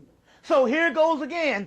For me sitting up in here talking pro-black, why is mine delegitimized when there's the same doggone white boy, in order for him to put a gun in our hand and let us go to all other countries and kill other people look like us, he had to start with the same basic premise of making you proud of something and psychologically making you a zombie.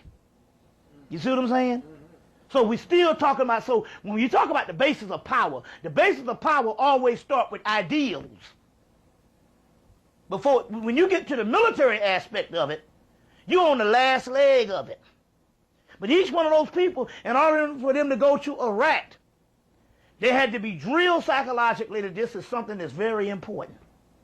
But as you know now, in Iraq, the morale is low, and these people are starting to question what's going on, and that's why they had to give you these two pictures in this thing, in here, of these two dead people, the Saddam Hussein's sons, which is basically, here goes again, two people laying down with beards and all this type of stuff, mind control. We don't bit more know that these are the same two people in anything. That's right. You know, but because the people see this and they see these pictures, you see what I'm saying, imposed upon them, and because the government already done said this is who it is, they will basically take this. You see what I'm saying? They will basically take this. You know, now it's interesting here because the day they so-called say they killed these people, they asked the people in Iraq what did they think, and they all said, we don't bit more believe that in anything.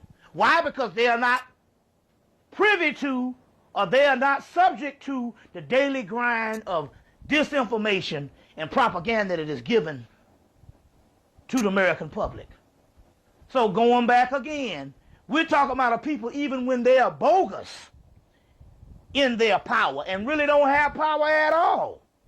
They're able to capture the respect in the minds of the oppressed people.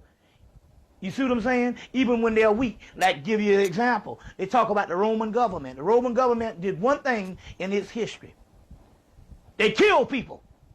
That's the main thing that Rome is credited for, is they killed thousands of people in the ancient world.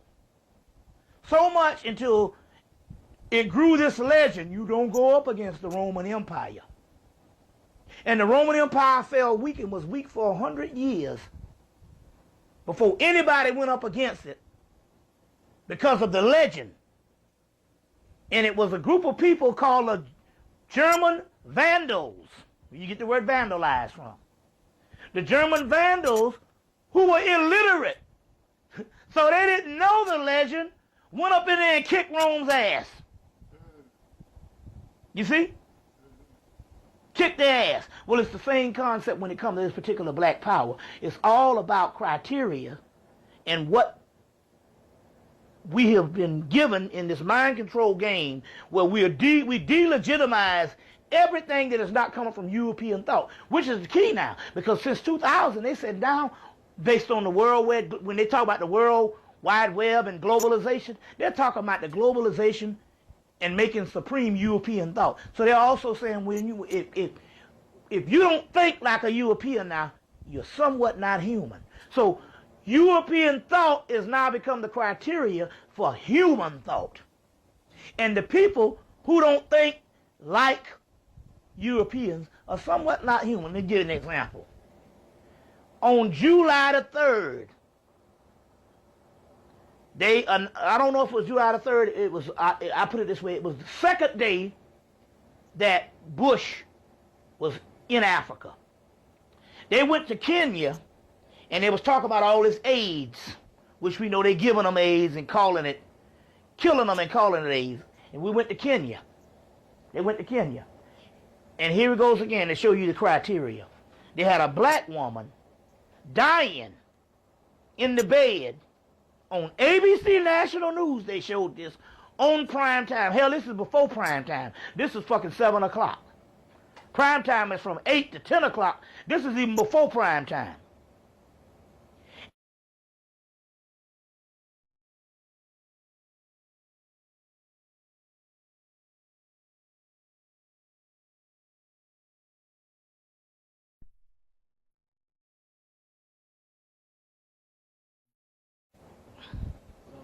Yeah, so on ABC News, they showed this thing.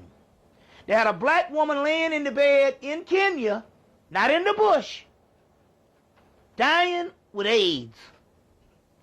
And because the place she was dying, they just taking people and warehousing them. She's too sick to close up her top, and her breast is all exposed, nipples and all. And ABC News, and she got a tube in her mouth.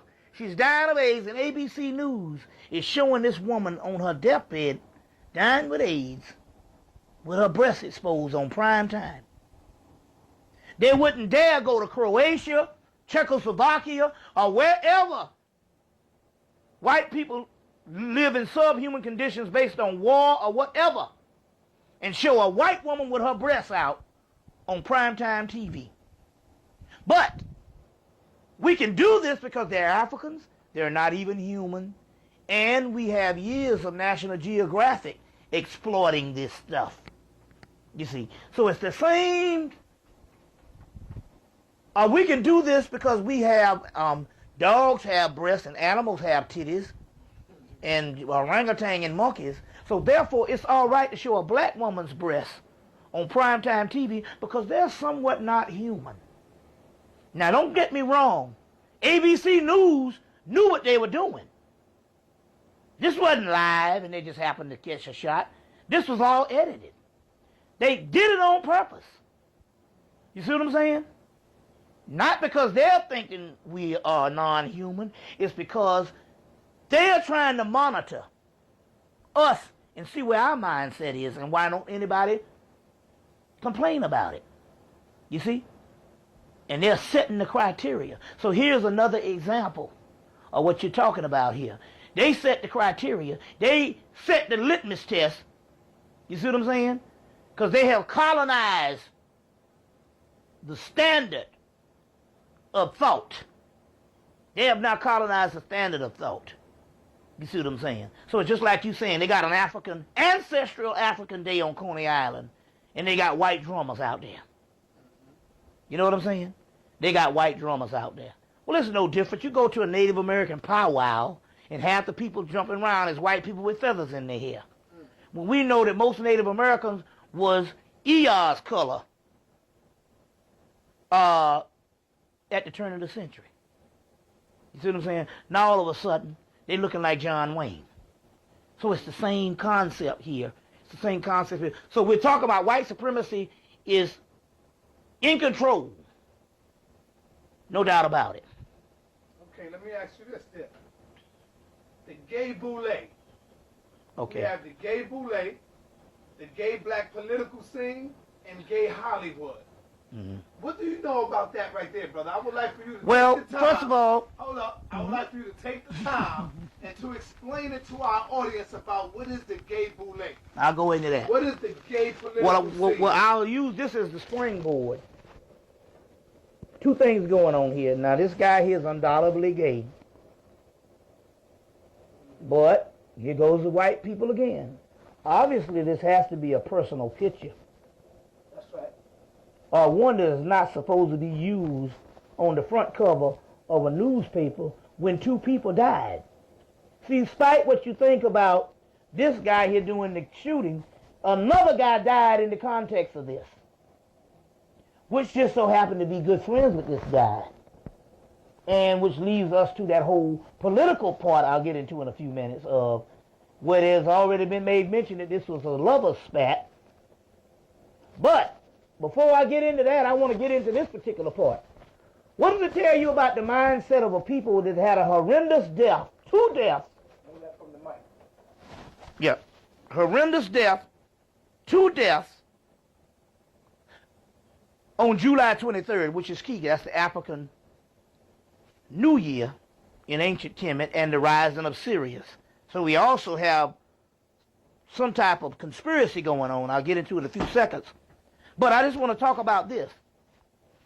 Why would they put this on the front page of the New York Daily News? You see? This picture of a man here, you know what I'm saying, sporting some butt crack and some damn plastic yellow pants on. Because, see, they not only just talking about him. They That's talking right. about the black man, period. There you When go. they do things like that. It's all a part of a propaganda of dehumanization. That's right. Not dehumanizing the killer, That's but right. dehumanizing the black man and black people in general. That's right. You know what I'm saying? Now, another person died in the context of this, so why are you going to make mockery in a certain condescending way the next day? Now, first of all, it was a ritual that's going down, and this is nothing but MK Ultra, the Manchurian candidate, where they can just give a person a phone call and he go and shoot up the place and kill this other councilman, James Davis. you see, kill this other councilman, and his middle name is Boaz, which is a Masonic symbol and a Masonic genealogy of Boaz and a pillar, you see. And so they would do this, and they would put this type of thing on the newspaper, and the New York Daily World is supposed to be very serious, and they would put this type of thing on. This is not by mistake that they would do something like this, and and then they would show another picture of him, and this will let you know, okay, they say it was one picture, we got this picture with his shirt off. Well, why is it that the next picture they show of him, he got his shirt off again? Which means they're trying to play on something that is going on. You see, his shirt is off again in this particular part, and he's all exposed. So this lets you know that they're trying to convey a certain thing, a certain image, and all. But you know, but it's not by mistake. Why didn't they put this one on the cover? It's a lot decent, but I'm just trying to say this type thing here is still a ritual to make mockery, and we don't get it. We don't get this particular part. You see what I'm saying? But this dehumanizes both people, because they are also insinuating that this was a lover spat. Also, and it very well could have been.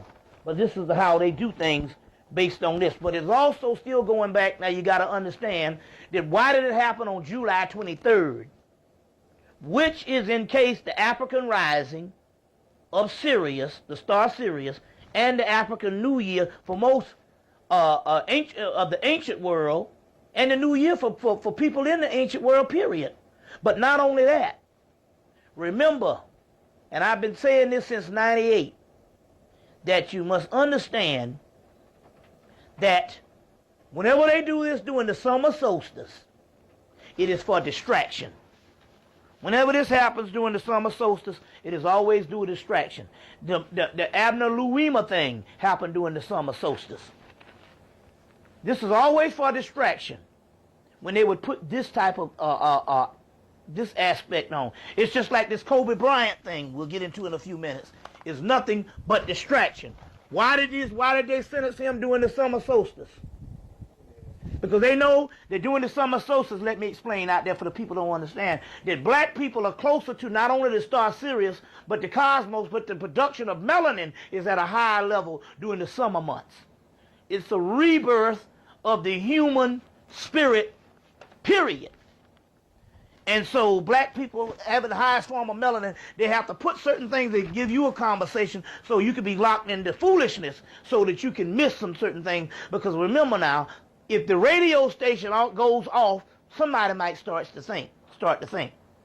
So this is a form of propaganda, which leads us now back to the gay thing. We know now that the Boule, which is a black elite society started by the Skull and Bones at Yale, and a black elite society, the Boule, which is the people who basically are chosen by the United States government or the Illuminati, let's put it that way, or the secret societies, to run the black neighborhood, whether it be Afrocentric consciousness, whether it be civil rights all-stars, whether it be Bible Belt gospel or whatever. They have infiltrated all forms of society. The Boule, Sigma Pi Phi fraternity, and basically Tom and expound the black community and make sure that we are always at a deficit when it comes to getting ahead. We are marginalized when it comes to rising to our own aspect, because we always have this infiltration and this agent community that is not someone that's infiltrated amongst the grassroots, but the very heads of policymakers. So when you say the Boule is like the black elite? Yes. The black elites that tries to prevent black people from prospering. Exactly. Okay. Exactly. And whatever time that black and whenever we do get some crumbs, it is always guided and controlled by the Europeans, and they make sure that we don't govern our own selves. You see, even when we think we're making a decision, the Boule and the government is behind that, because the first rule in the occult technology of power, which is the Illuminati handbook, is always be a part of all groups, fund everything. We fund the radical and the conservative. So even the most radical, a lot of times, have infiltration and can be backed by the same ruling powers, because they really don't care, because they're a secret society. So they even fund the radical. This is a form of mind control. So the Boule, but is the code and the key that will keep a people year after year since it's been established in the early 1900s, to keep these particular people in secrecy to the point that we only hear about them in the 90s. And they continue to do these things. That is because they go under the same level of the people who started them, which is the skull and bones, which is the same ritual, whereas you have to have sexual intercourse with the other man, and that is your secret. That is the thing of yours. The La Costa Nostra, when they say this thing of ours, is the word for La Costa Nostra, this thing of ours. Well, what is this thing of ours? You are sworn to secrecy because of a homosexual act. So this is why it's so ingrained and rooted on such a higher level, because I fuck you in the ass, and therefore I always have this on you. And so therefore our secret, you see, can always stand. Now remember, now this is not out with a gay homosexual ring, whereas you know, homosexual ring, whereas you gay and somebody screwed you and everybody, and you're out of the closet. There's no secrecy in that. These are for upstanding members of society, so on, quote unquote, that stand to lose everything because of the families, because of the whole social order, if somebody found out that they're gay. You see, usually these people are supposed to be the ultimate form of the virile male executing this fake falsehood power in these movements, is the person that is getting screwed in the behind. So therefore it is an albatross around his neck, and it is a gateway of prison, and it is the strings that control the puppeteer controls, because they have that one secret on you. That is the chain around the neck, the chain around the foot, that keeps them bound to slavery. You see, not because of the gay thing, but because of the type of people that are locked into the social order of taboo. These are supposed to be virile, straightforward men that run the society. So therefore, the homosexual thing will be a lot more severe than somebody outside of the closet. So this is something that is even greater, and they make sure that in order to come a part of that society, you got to go through the rites and passages and the oath, and this oath is Dookie Love, or the Hershey Highway. You see what I'm saying? Mm-hmm. Now this thing goes beyond that. In 1986, I came to Atlanta. I went to Clark College at that time before it was Clark Atlanta University. They have at the schools, there's 5 schools there, but they all take classes. Or at that time I was there, they all take classes at different parts of the AU Center. So the people from Clark will go, I'll take a class at Spelman, or you could take a class at Morehouse, and it was, and so it's an intermixture of classes you can take all over their different schools. So it works like the regular white university, although the white man won't let them come together as one university. They got to be separate schools. So I was taking this class, an art class, from a guy over at Spelman. And he's one of the world-renowned artists named Lev Mills. And I went over to take a class, art class with him, took several classes with him. And I met a sister there that had known this particular sister that I might have known from South Carolina. She said, "You went to Benedict College, didn't you?" I said, "Yeah, I went to Benedict College also." She said, "Well, you know Henry Pond?" I said, "Yeah, he was the college president." She said, "Well, one of the girls just graduated from Spelman." I said, "Yeah, she was in high school when I was a freshman." And I remember she later on went on to Atlanta. She said, "Well, she just graduated." And I said, "Yeah, because this was years after it was a couple of years from, about 2 years after me leaving Benedict." And she said, "Well, she just graduated." And she said, "You know that there's a meeting that goes on in Atlanta every year. And the big time dignitaries, college presidents, corporate CEOs, all of the great people that you would think of that has made it in this society that's exclusive, that the ones that the government approved, the ones that you see on all these TV shows and different things like that." She said it's bank presidents, any kind of top-notch Negro, they say that these people, they fly into Atlanta, men, and they have this great day in Atlanta every weekend, every year, a great day annually, and they fly in and they fuck each other. You see, so this thing is going even beyond the Boule. It's although a lot of these members and a lot of this stuff was chartered by the Boule, there's all these people, and they go in and they fuck each other. These great so-called powerful black men. And so we're talking about an elite society, not just even in the secret society of the Boule, but your political society. Are you talking about the gay Boule or the gay black political scene? We talking about the gay Boule, okay, which would be the catalyst. The gay black political scene. You see what I'm saying? Whereas some of your congressmen is gay, like John Lewis. He's there. He's always pleading our case, always hugging up white people. He's gay. You see what I'm saying? So we got these types of things that's going on. Like, take for instance, you have Morehouse College down there. Now let me show you what goes on in Morehouse College. They recruit thousands of young black males from all across the country. That's gay. And they come there as freshmen, and they will get an advisor, some type of mentor, which is a person that is a professor or a person that works in administration of the college, and they will be that particular person's mentor for a year or so. And this person comes, and he gets this older person. It's like that Greek thing. They have these older men that come with the young boys, and they will get with these young freshmen, and they basically would initiate them into a cultural homosexual society. And they have these older mentors, and they get these young guys, and it's an entire gay system that goes in Morehouse College. Not saying that every guy goes there that's gay, but it's a gay system within the college that's sanctioned by the college,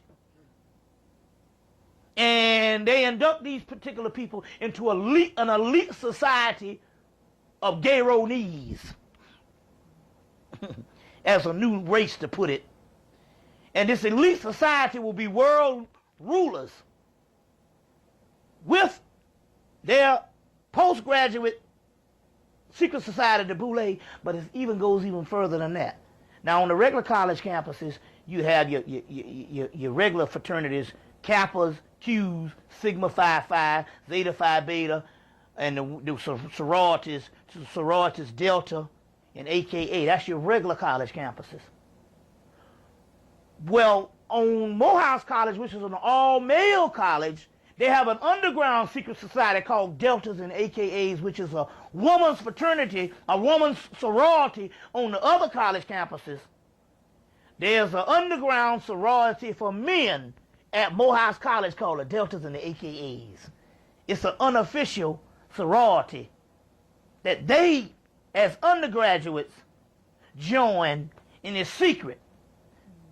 So the Deltas and the AKAs is one of your top fraternities for black women on co-ed campuses and all women colleges. In Morehouse, which is an all-male college, they have a sorority of Delta and AKAs that's unofficial. It's not connected with the AKA sorority, but it's their own little secret sorority where they have the Deltas and the AKAs right there at Morehouse College. So what you got is you breed a whole homosexual infrastructure that will be the tomorrow's black leaders that the government can also step to, and they can be vulnerable because this thing of ours, based on my social aspect, I can't reveal to the public. So therefore you can control these people. So therefore it leads into the political structure. Now this also leads into the political structure. Now in everyday life, this is a cell that branches out to everyday life. Before I get to Hollywood, I'll get to the part that's everyday life based on what goes on in America. In America, the black guy that's writing a book on it is called the down low male. The down low male is a black male that comes from a society where laws are taboo still when it comes to homosexuality. And it's not taboo in the aspect of this gay-phobic, the homophobic thing that the white man want to put on you. It's taboo based on culture. Now try to understand this. It means that they're going to be ostracized if they come out to the general black community. Because the general black community, our culture is not a culture of gay. You see, a gay culture. It's a cultural thing. Try to understand the difference. This is not homophobic. We're not hating homosexuals. It's just that some cultures, although there could be mass homosexuals in the culture, it's still taboo to be gay in the culture based on our historical background as coming from a heterosexual society. You understand where I'm coming from? That's a disease, man. That's a sickness. Well, let me explain. We have to treat it like that. That shit is not normal, man. Let me explain this to you. Not for us. Now check this out. So as a result of it not being a part of our culture, you still have black men that don't have the choice to come out of the closet, because this means that they would have to step outside of our culture, which that is still taboo. Despite we know different gay people, it's still taboo compared to where it's readily accepted in white communities now. You don't say nothing about a white faggot. That's right. You see what I'm saying? Or your ass is in a sling. You see what I'm saying?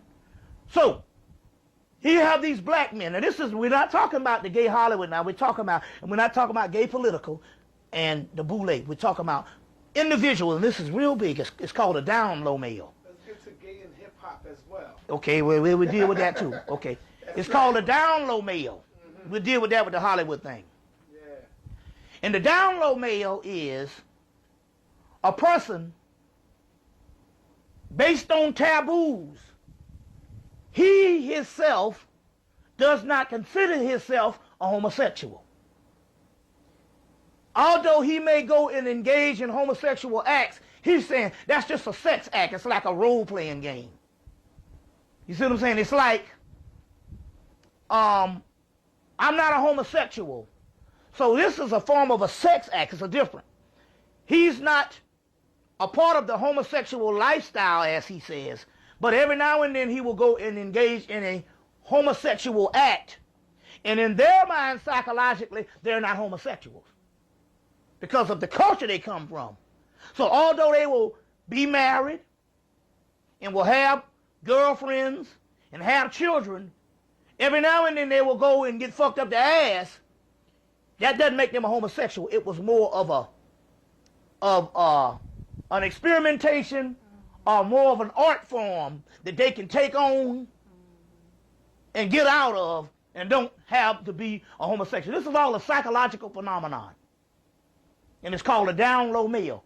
As a matter of fact, there's a guy that is writing a whole book on this thing called On the Down Low. And I know in 2001, he was supposed to be finishing up this book, but I don't know, I haven't heard anything on it. But the concept here is, in their minds, they don't think of themselves as homosexuals. Although they might go and deal with a homosexual act, they never think of themselves as homosexuals. You see, based on the psychological ramification of the taboo culture. You see what I'm saying? They must always mask that.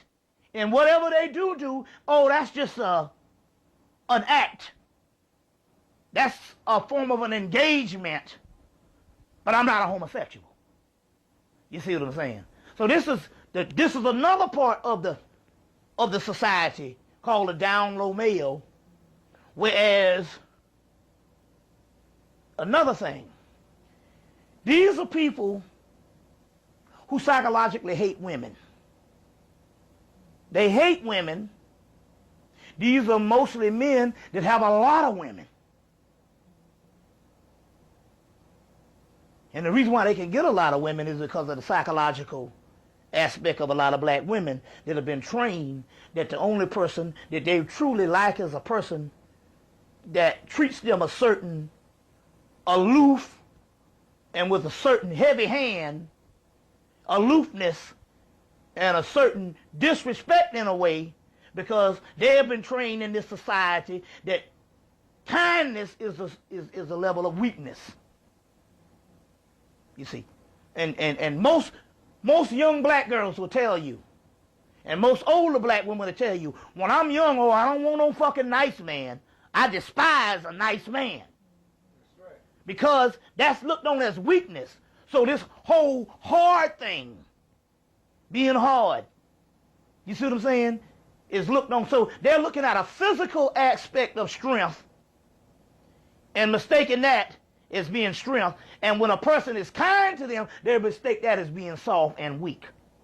And it is only when they get in their mid-40s and in their 50s and they realize, I can't really put up with a fucking damn person that's not nice now. But too often it's a little too fucking late. You see what I'm saying? Not because their bodies are falling apart. It's just that the gap of available men are not out there anymore when it comes to males, because they're either dead, can't function, you see what I'm saying, or socially married, or gay.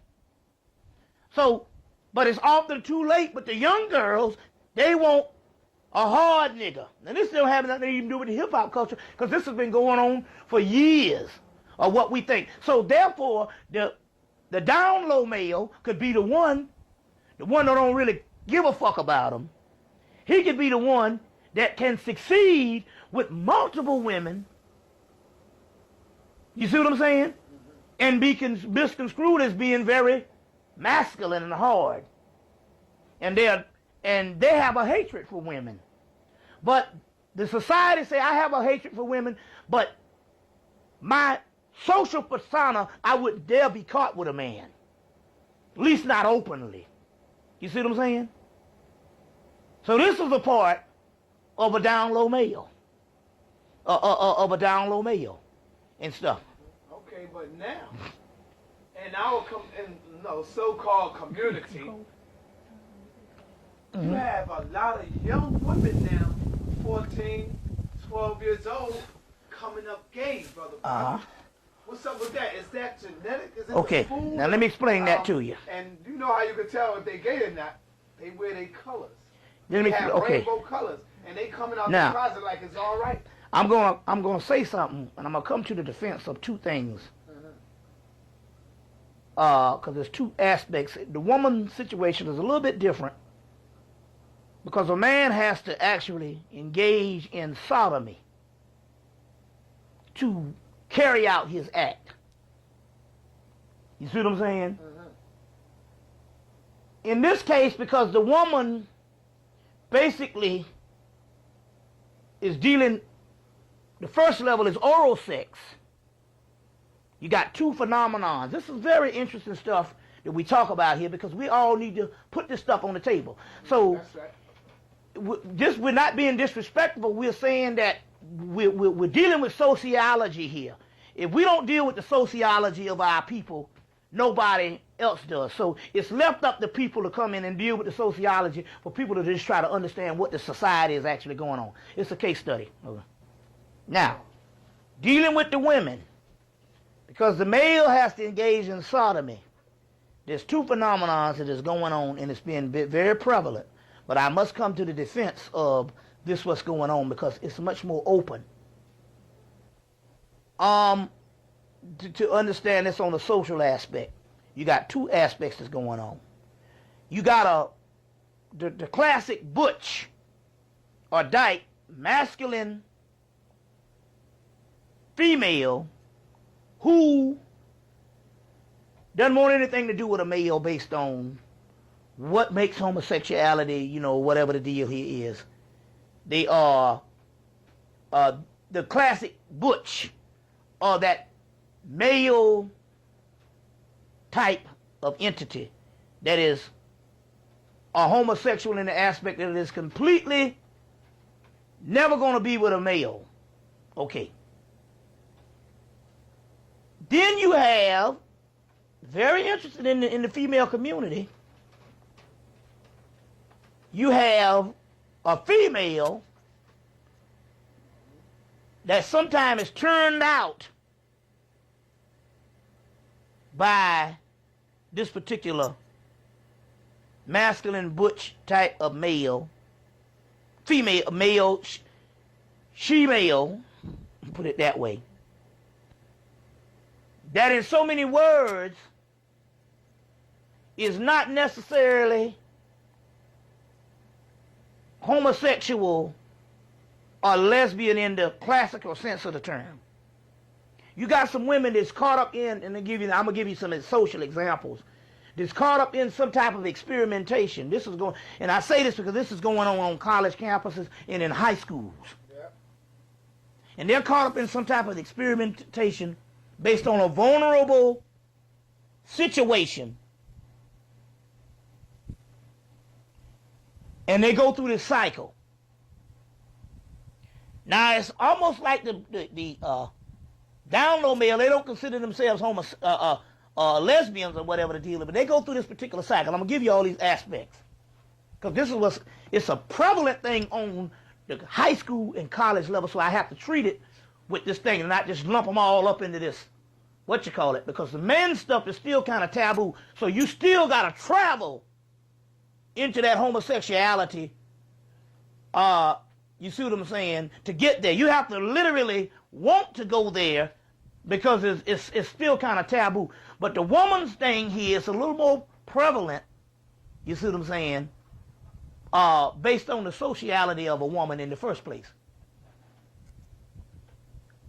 In this particular aspect, you get these sisters that's caught up in this thing based on some type of molestation or some type of thing that happened with another male or some type of aspect, whereas in some situation, you have some females, let me give you an example, that basically, before they could even get with a male, they get turned out by this woman. And they think that they are lesbians because they've never known the male. And then they find out that a couple of years later, sometime maybe 10 years later, they will get with a male and find out that, hey, I wasn't gay in the first place. I just basically, the first form of sex that was presented to me was that way. There was one sister, she was hit on by a dyke or whatever, and she ended up going through this relationship of damn near 10 years. That was the only person she'd ever been with. And when she got with a male, she went crazy. Hell, she wanted to fuck every damn hour. And she found out she loved it, but it was one of those particular situations. Well, this is what's happening also with a lot of stuff on, and this is going on in the high school. I got a friend that went to college with me. He teaches high school now. And he said 9th graders is sitting up in the class holding hands. But it's always one girl, a butch girl, that's got this ring of sisters that she's preyed upon, and they never had the opportunity to even be with another male, even find out this whole thing that's going on with sexuality, because it's very confusing time.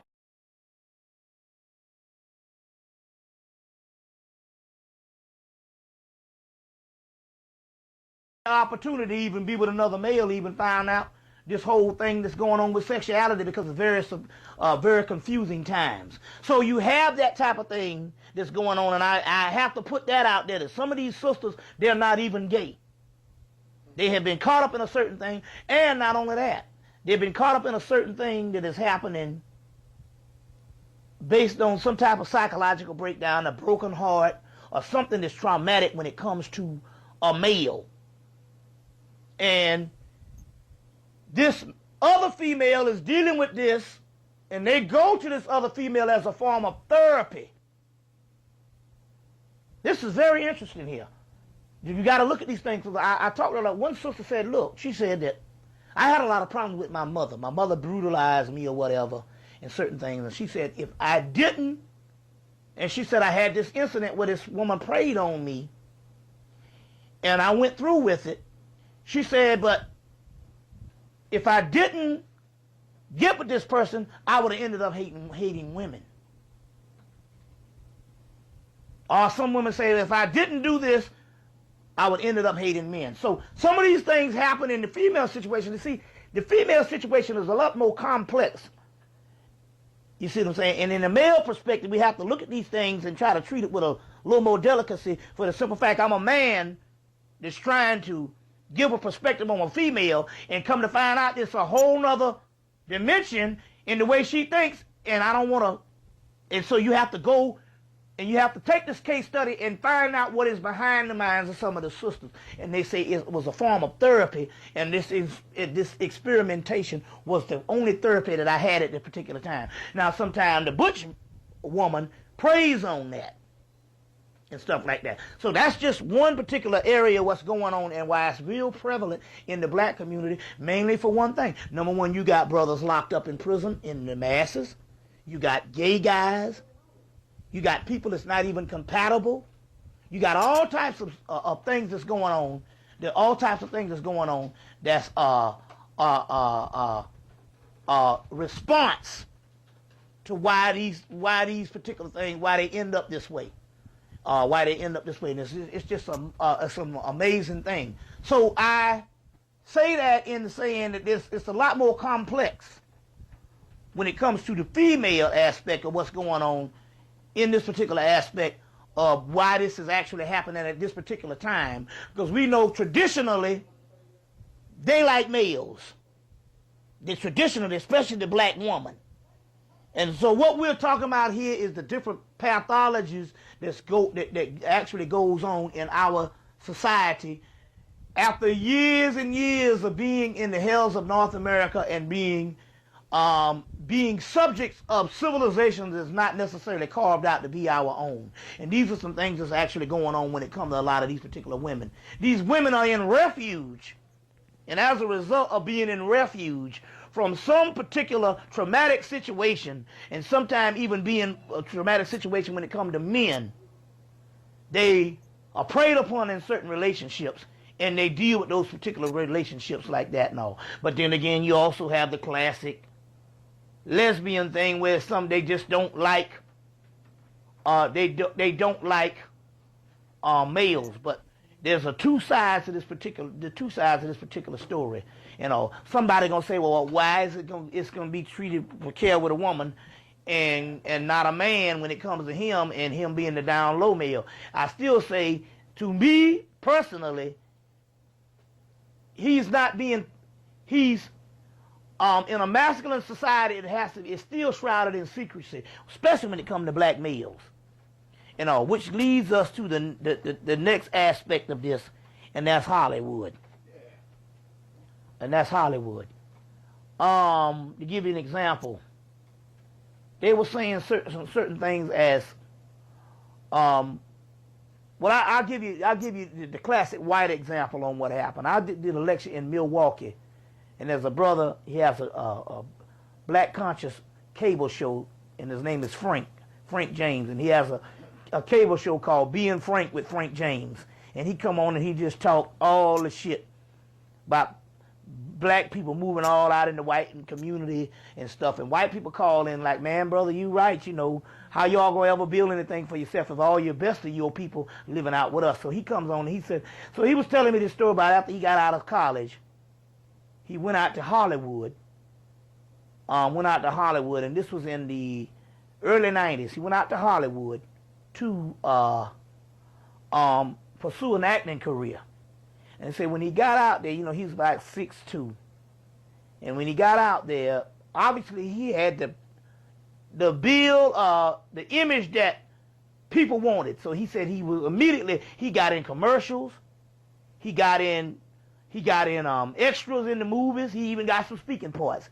And they said that's not heard of when you got people out there that's be out there for years trying to get commercials, speaking parts. He said he was out there in a matter of weeks, he was pulling down all this stuff. Then he said he got certain movie roles offered to him. Unbelievable of a person who's going out there and in 2 months he's doing commercials, speaking parts, plays, cameo appearances in plays, and then the movie roles get somebody want him to do something in a matter of a month. And he said he called home and said, man, this thing is easier than what I thought. I don't understand why people are tripping. And then he said right after that he got the call. And the call was like, a such and such producer want to see you.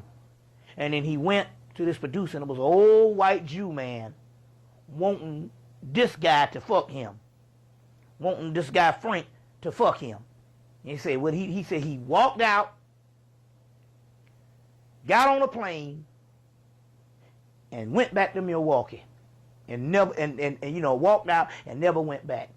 So he was saying, I know how the game is. And I can believe that. What was the first movie that Will Smith came out with? Yeah, the first one he came out with was the Whoopi Goldberg movie, but the one right after that was 6 Degrees of Separation, which they say he sought after the role. Now this is one of the keys.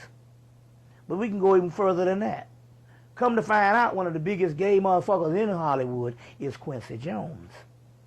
And Quincy Jones don't play this. You got to fuck him to get where you're going. And Tupac called his card before he passed on, before he died. You know that, right? And Tupac had a big fallout. Right. And you know, Quincy was like, yo, brother, don't come at me like this. Don't do this to me like this. Right. Tupac was liking his daughter. Right, yep. So him and Tupac had a fallout because of that. Tupac exposed them. Yeah, well, see, Quincy Jones, you got to Quincy Jones, you got to screw him. And so the Fresh Prince thing came out, and then about 3 years later, LL Cool J comes out with his show on NBC. Same Quincy Jones production. Now you look at these two people. They blowing up. They got movies like crazy. Now, you got major female actresses like Angela Bassett and all these good actresses out here. They can't get no roles. But yet, this year alone, Queen Latifah is blowing up. Now, isn't it interesting now that she's blowing up off the hook? She did that little thing with Steve Martin acting like a buffoon. Oh, yeah, man. Did you see that? No, I didn't see it, but I heard it. The woman, the black feminist perspective, I saw enough of it. I had a bad copy of it, and I saw enough of it on the thing and all to know that I didn't want to see no more. And then she was in Chicago, which won all Academy Awards. The movie Chicago, which was the play, which they had other actresses that played in the play, Jasmine Guy, and a couple other people. When they got ready to cast the movie, they get Queen Latifah. But Queen Latifah will fuck anything because she's lesbian. And I'm not saying that she was right on. Well, she did the movie Set It Off, but right after Set It Off, she was on Saturday Night Live in a bar in the movie, on the TV show Saturday Night Live, and she got up and tongued this other black girl down on the TV show. So now all of a sudden she blowing up. Which asked this question in because they celebrated two people on the Essence Award. They celebrated Queen Latifah. Queen Latifah got an ounce of talent. She sounds like the same rapper in every damn role she does, even if it's a 1930 period piece, compared to Angela Bassett. And she's blowing up, so the Essence Award both celebrated her and Mary J. Blige. And you know the whole thing with Mary J. Blige. You see, so I'm trying to say here this again, this thing here goes beyond that, the Hollywood thing. Now, and just about everybody, I mean, Wesley Snipes had to go do the gay movie, To Wong Fu. You see what I'm saying? Had to go do the gay movie. Stuff like a girl, man. Chris Tucker. The whole movie. Yep, Chris Tucker had to wear the dress in Fifth Element, his second movie. Had to wear the dress in Fifth Element. What's the name put on a dress? He finally made it to the dress in Wild Wild West. Will Smith. Yes. But 300, that's the name of that movie? 300? Yeah, I mean, he did the gay thing, 300 degrees of separation. But see, I didn't see that movie. But that was a true story about a guy. So he could say, well, it was just a theatrical true story. Although he sought out the role. But he put on the dress in Wild Wild West. I heard a white boy was on top of him. Yeah. Ving Rhames put on. I didn't see that movie. Yeah, oh, he's in the movie, and the white boy's on top of him, and he's and the white boys, and the woman go around, and the white boy's pumping Will Smith, and he hollering like a bitch. Ving Rhames, Ving Rhames came to stardom. He's been in movies, about 2 or 3 movies, but his stardom came with Pulp Fiction when he got fucked in the ass in Pulp Fiction. Then he later on did another movie recently with Alfred Woodard where he's a big time drag queen. You see what I'm saying? Now let's go on. You know, Denzel is our man, but remember now, Denzel had to get shot in the ass to get the Academy Award for Training Day. People don't know they shot him in his ass in Training Day. In the movie Training Day, he got shot in his ass. Right. You see what I'm saying? Ain't no other white major Hollywood star ever got shot in their ass. So he out of the loop on the homosexual thing, but he got shot in his ass to do that. Now it's interesting here about your girl. Angela Bassett was offered the role for Monsters Ball and turned it down. Yeah, that's right. And that's the one that they gave Halle Berry the Academy Award for. So we talking about a crazy clique that's going on and all in Hollywood. In Hollywood. Now let's go on. Like I said, your boy Jamie Foxx playing in Ali with Will Smith and all. But what'd he do? He comes on an HBO special talking about how he fucked the shit out of Prince. Yeah. Yeah. Talking about he was gay for a few seconds, then he said, nah, fuck that, I fucked the shit out of his little ass. See what I'm saying? How he'll fuck the shit out of Prince. You see? That kind of thing. You see? So, and my point here about the gay roles, they take those what's that movie? What's that thing that what's the name was a part of? Michael J. Fox, the TV show that he got his little Parkinson's disease and had to leave.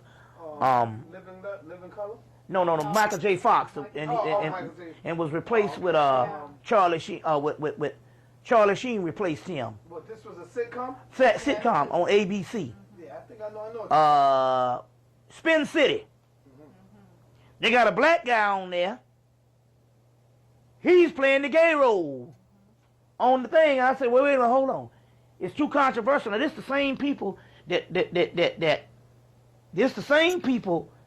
ABC boycotted with Disney. Disney owns ABC. So the Christian Coalition boycotts Disney and ABC because Ellen turns this white girl down on her show and loses her show. But here they got a black guy on here playing a gay role every day. You see what I'm saying? And nobody says anything about the shit. You see what I'm saying? Nobody ever talked about Spin City because that's a black guy playing the role. So what they'll do is they'll even give controversial roles. They'll say, well, give it to the black person. You see what I'm saying? It's like the Halle Berry thing with this Monsters Ball. What they're trying to do now is push the boundaries from rated R into soft porn. And they're pushing the boundaries. So what you do is you don't want it to be controversial. Black people hate white people hate black people anyway, subconscious. Who are we fooling? Mm-hmm. You give it to her, and if you saw the movie, that shit was graphic. That's right. Hell yeah, I saw it. It was graphic. So they take the soft porn, they're pushing the rated R, we show a few breasts, into soft porn, which is the shit that come on HBO and them at late at night in Cinemax. They're pushing it to soft porn, so what you do, you get a black person, because they're not human. And so they can do this without it being controversial when it comes to white people. So you don't get Julia Roberts. You get Halle Berry. And it's a political move. You see what I'm saying? Then the psychological ramification of her saying, look, okay, you black woman, you ain't got no black man. Now, we're not going to give you the elite white boy. Now, you can be his mistress. But he's not going to stand before you on the world stage with a black woman. But you can have our redneck trash.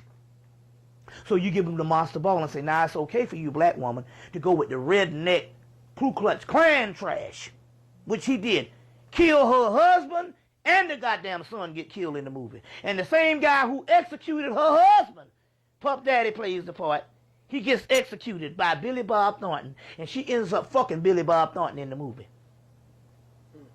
You see what I'm saying? And when she found out that it was him, she still fucked him. Now, on the flip side of that, there was another movie done with a white woman. And she found out that I think you was talking about that before, that he raped her, did some shit, and when she found out, she killed him. She killed her rapist when she came to her consciousness. Yeah. But see, with Halle Berry, she ended up falling deeply in love with him once he found out that he killed her fucking son and her husband. It was amazing. You got to be a punk ass nigga to accept a role like that. Yeah. You know what I'm saying? Enough that Angela Bassett had enough dignity P. Diddy to turn the shit down. It ain't like you need the money. This motherfucker's a millionaire already. He talking about buying the New York Knicks and all that. Right. You know that, right? Oh, who? Okay, right. Yeah. He's trying to buy the New York Knicks right now. You see. So it ain't like he needed the money. Right. So we talking. So we still talking the same Hollywood doing things, and they got a new thing, and they're gonna include black people in this. If they're doing it with white people now, it's called metrosexual. They're not, and metrosexual is they're not completely gay. They're just gay enough. And these are white boys in Hollywood, and they wear makeup, they wear different things. They're just gay enough. It's called a metrosexual. Well, I've already seen some of this stuff happening here in the black community. In 1997, I was designing shoes, but they didn't understand I was designing shoes because I found a way to draw the shoes, and I could draw these particular shoes, and I could make money because the companies in Italy could take my design. They didn't have to figure it out. They just make the shoe. So it was an economic thing I did. It wasn't because I was just in love with fashion on some particular level like that. I just was such a good artist, and I said I can branch out into fashion. So I was in an art class in Clark Atlanta University, and it was a tall brother looked like Maxwell. Was up in there. Nice looking brother. Up in one of my art classes. And we used to talk and stuff like that, cool brother. And then the brother said one day, he said, I heard you design shoes or whatever. So he was design shoes. So we got into this talk about design. He said, man, what I'm trying to look for is to get designed a skirt for men. That's a masculine skirt for men. You see. Now, I already knew that this guy here was suspect. You know, but you so and all. And I know what he's talking about here because I already know. Because see, that's the gay capital of America now. The black gay capital is Atlanta. So it's a whole phenomenon going on down there. They got a whole section of town, Midtown, that is a whole section for gay white men and black men. And so this brother was like, I want to get a skirt done, and he was trying to look for something to corner the market that was something that they had been discussing in gay black community of a masculine skirt for men. And he was trying to corner the market on this shit by being a part of that gay community. Now they got this new shit called metrosexuals. A brother named Kalindi up in Detroit was talking about it when I was up there, and this is what Hollywood is going to. What Hollywood is going to, and it's just the black man is going to be included in that type of thing. You see what I'm saying? Which goes back down to the gay rap community. Now you must understand this because I saw this thing happening in Atlanta. In Atlanta, at the AU Center, you got 5 black schools, so it's a test ground or a training ground for everything socially going to happen to black people. You got the government agencies is up in there also, and just basically all types of things where either they study in the case study of these black children or things that's happening, or they're either influencing things. And it could be some subliminal shit that's going on because we know those CDs. Now you see a DVD have 2 or 3 movies on the same DVD. Well, that means that it shows you can overlay stuff. So with CD technology, they can put a whole nother thing up under the CD. And although you think you're listening to something, that's only getting to the outer ear, but the inner ear melanin, which is the nucleus, there's something else, a whole nother CD, it can be telling you, be gay. Subliminal seduction. You are gay. So one brother, because Or go and kill. well, we know that happens already. Go kill with the gangs and all that. So this is interesting. We'll talk about that in a minute with the terrorist thing. So what happened is this. When I was in New Jersey, I did a lecture in Newark in '96, and some brothers stepped to me from Newark and said, "Look, man, we know something, man. Our friends are being turned gay. They're being turned gay." Well, it's interesting here. Because I do know based on if they can overlay stuff in CDs, that's why the album, you can backmask and you can hear things. They can even overlay shit in vinyl. When people used to backmask and turn the shit backwards in your head. Well, they can really do the CD technology. They can do it because there's 2 holograms. And one thing can be telling you you are a gay person. So this stuff can be coming from the music. Now let me show you what happened. So he said they're turning people into gay. Well, in the AU Center, they don't have certain things as couples. At Clark Atlanta University, it's interesting. The guys hang in a group with guys. The girls hang in the groups of girls. Now, when I was in school, my culture was, when I was growing up, my culture, when I was growing up, was saying that no matter how great you were, go. When I was growing up, my culture was, as far as being a male, is no matter how swell of a guy you wasn't nothing until you got you some. Now I know that might be raunchy, but that's just the way the shit was. They be like, oh, I really like that brother. They be like, yeah, he ain't fucking nothing though. That's right. He ain't gonna get no ass now. He ain't fucking nothing. And even in college, they be like, yeah, that brother there, he sure is cool. They be like, that nigga ain't fucking nothing. He won't hit a lick out of us. He's scared of pussy. Now,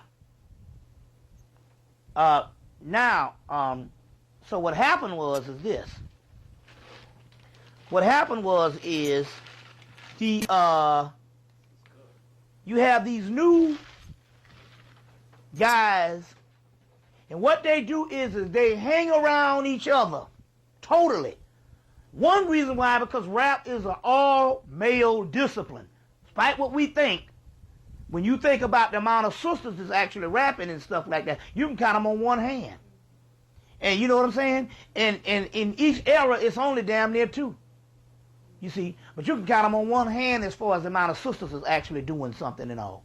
So, the phenomenon can be infiltrated and reinforced in the aspect of the government being able to experiment with all types of things they want to deal with. So this leads to the aspect of the gay aspect of the rapper industry. Well, why not? Because it's clear that homosexuals can find, especially males, can find sanctuary in an all-male discipline. You see what I'm saying? The woman is relegated to an object. You know what I'm saying? And I have a piece right here. It's interesting that they're giving complaints right here on, see that I have the whole article, the entire article, but they're giving complaints on how the dark-skinned women in rap videos, and it says dark-skinned women have been banished to the background of hip-hop videos. Here's an article coming out. I guess it's called The Blackout, and I don't know if this is coming from the original. Remember your black whitewash, but I don't know if it's the same as associated with that conscious page. But this is one here where they talk about dark-skinned women have been banished from rap videos. They did a whole survey on it and saying that they are in the background, and in the foreground it's always some light-skinned system. So here you're dealing with objects in the first place. And when you're dealing with objects, or women as being objects, and being something for them no more than being a part of the backdrop of the terrain, it's easy to have the down low male and all this other thing that I've been talking about infiltrated into the whole rap thing. You see what I'm saying? Into the whole rap aspect. Plus, you got, for the last 15, since Two Live Crew, to predicate this thing, you got a culture where you calling them bitches and hoes for the last fucking 10 years. Right, so here goes that if you're going to have a down low male, which is this metrosexual or whatever we call these new forms of black homosexuality, it can literally the rap community. You got a whole crew of rappers. You know what I'm saying? That's gay. You know what I'm saying? Literally calling their own mamas hoes and bitches. And not only that, here's the new thing. Here's the new thing. Now we know the black rappers this. No matter how thugged out they were, they always put the mama on a pedestal in the videos. We see that whole thing. Hell, Tupac coined the whole thing a Thug Nation. But 9 years ago in 1994, he did a whole thing on mama. You know what I'm saying? Now, the king of rap now, like Elvis Presley, is Eminem. And he's reversed it because 90% of his has been anti-mama. How his mother is fucked up. So here's the white man done come in and done put this, elevated this guy, gave him the Oscar, the Academy Award, and relegated him to the highest level of rap. And now he the king. Who would ever thought that the king of rap in this day, because you got Jay-Z is supposed to be the top black rapper, but he is not as big as Eminem. Why? Because they got more white people in the country and they don't even need black rappers now. That's right. And there's more white people listening to it than black people. That's right. For real. Right, so he's the king of rap now. Who would ever know 10 years later, if you said this 10 years ago, that in 2003, the king of rap would be a white boy who laughed at you. But that white boy is clever. The key here is, he's reversed the order of, no matter how thugged out the black rapper was, he always put his mama on the pedestal. Now he is coming and has got a whole anti-mama campaign. So much until they even went on CBS News or ABC News and talked about how it had his mama on there talking about how this motherfucker hates you. Not only does he talk about his mama in a certain way, he say he hates you in so many words. Now going back, it's still this mask of homosexuality. Well, because we know that we know this in the sports world because they say that football is nothing but organized homosexuality. You see what I'm saying? So we got this whole thing in the rap community going on now. You see. And it's being perpetuated with this whole concept. You see what I'm saying? Of anti-woman, and you see what I'm saying? Where you hang with your boy is the center of civilization for you. It's all about hanging with your fucking homies. You see.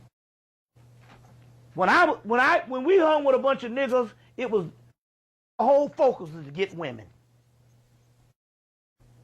You know what I'm saying? Now I'm telling you what I know because I've seen this thing happen with guys in their early 30s. I got a group of guys way to college now, and they go out to lunch, but they never go out to lunch with sisters. They go out to lunch with other brothers. And it's a whole culture. You see this going on and stuff. And these guys are going to get married for the whole social order, but the people they hang with, and they go out to lunch and they do everything, is always a bunch of other brothers. And they're not going out getting other women. You see what I'm saying? Mm-hmm. They're going out, they have all types of get-togethers and stuff, and it's all males. You see? I'm of another generation. I ain't got no use for shit if ain't no females around or whatever and all, you know what I'm saying? So it's the way things are actually going, you know. So that's prevalent in the society. Now, in the society, we must ask the question why Missy Elliott blows up. She looks like a dyke, man. Yeah. You know, why she blows up, and why some nigga Cisco comes out with the thong song and a few other things with Drew Hill, and now he's making movies. Known gay. Big time faggot. You see what I'm saying? Mm-hmm. That kind of thing. And this thing goes on and on and on and on. Very interesting. You know, so. That's beautiful, brother. That's beautiful information. With some of the CIA gangs, man. We know that these gangs been planted in the so-called community. Yes. That's why I said the CIA, right. The government.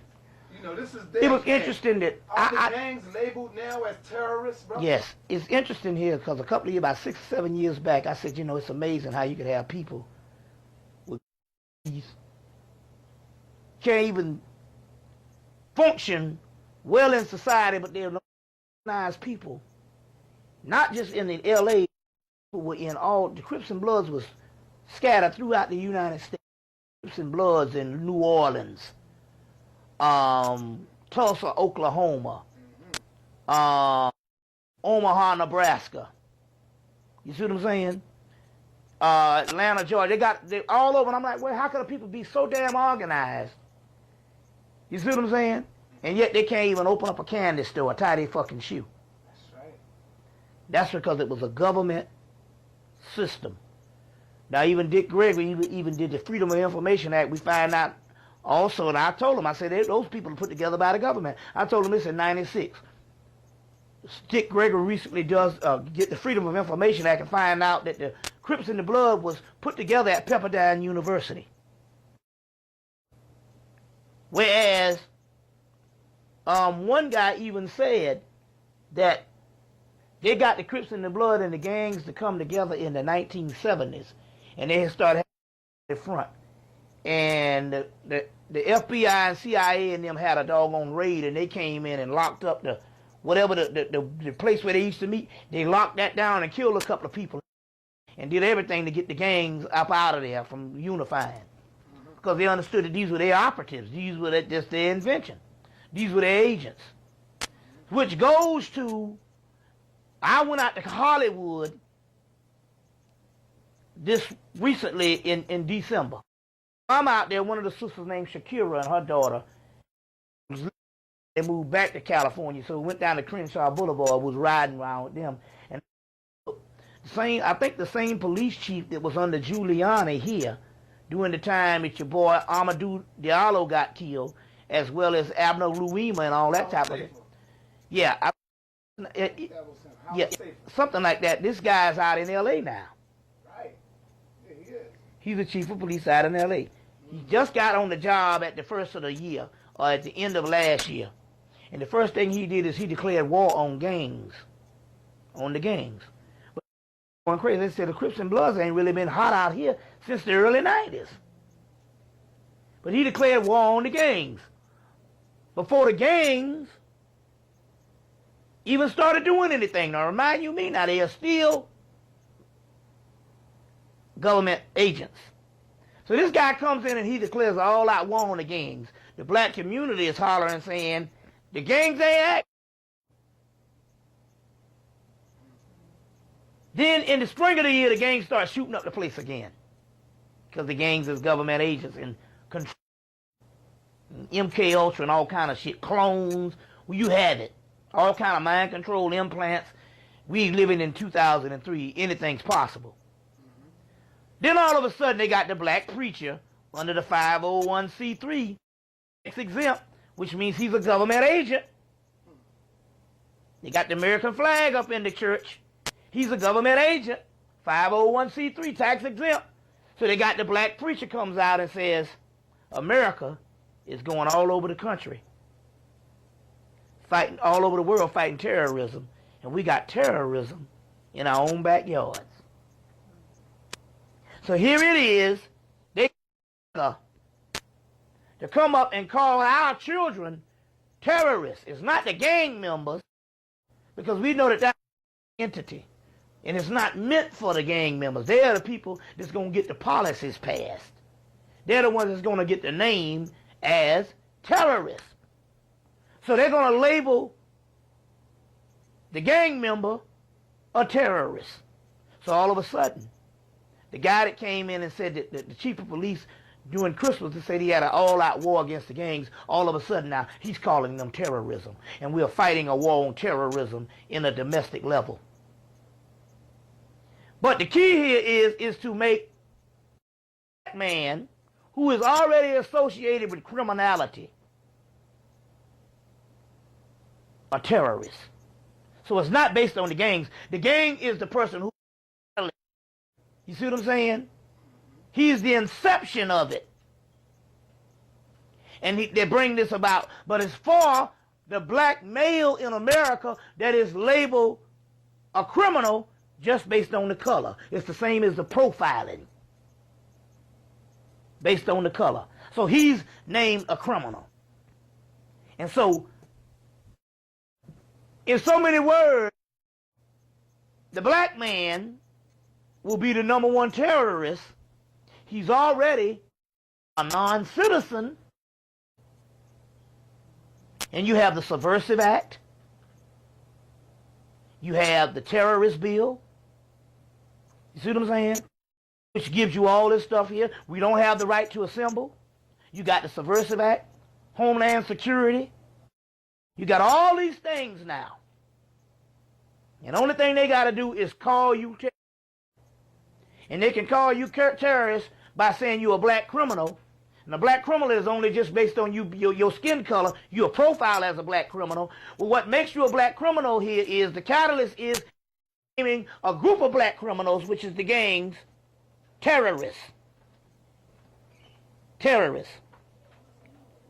And so this is how they're able to get this whole thing that's going down with linking this 9/11 thing, which we knew they was going to do when they linked the white boy that got caught with the Taliban. They linked to music.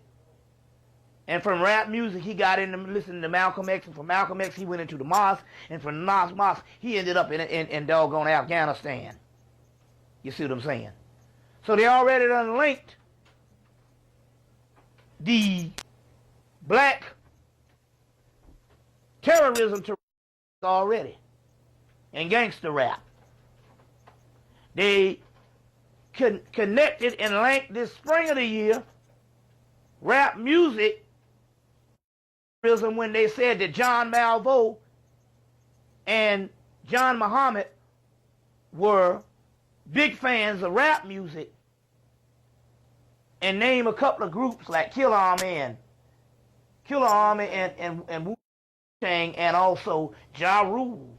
Name them and said that these were terrorist acts, and hip-hop music fosters and spawns terrorist activity.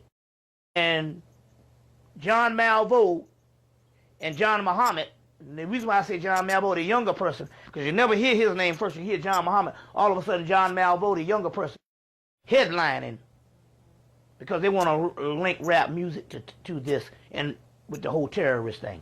So this is what's going on with this. But the gangs now, they're getting ready to label terrorists. And when they label them terrorists, remember the gangs is only the catalyst and the government agent to name black men basically associated with criminality terrorists in the first place. And this is going to lead back to the black conscious community,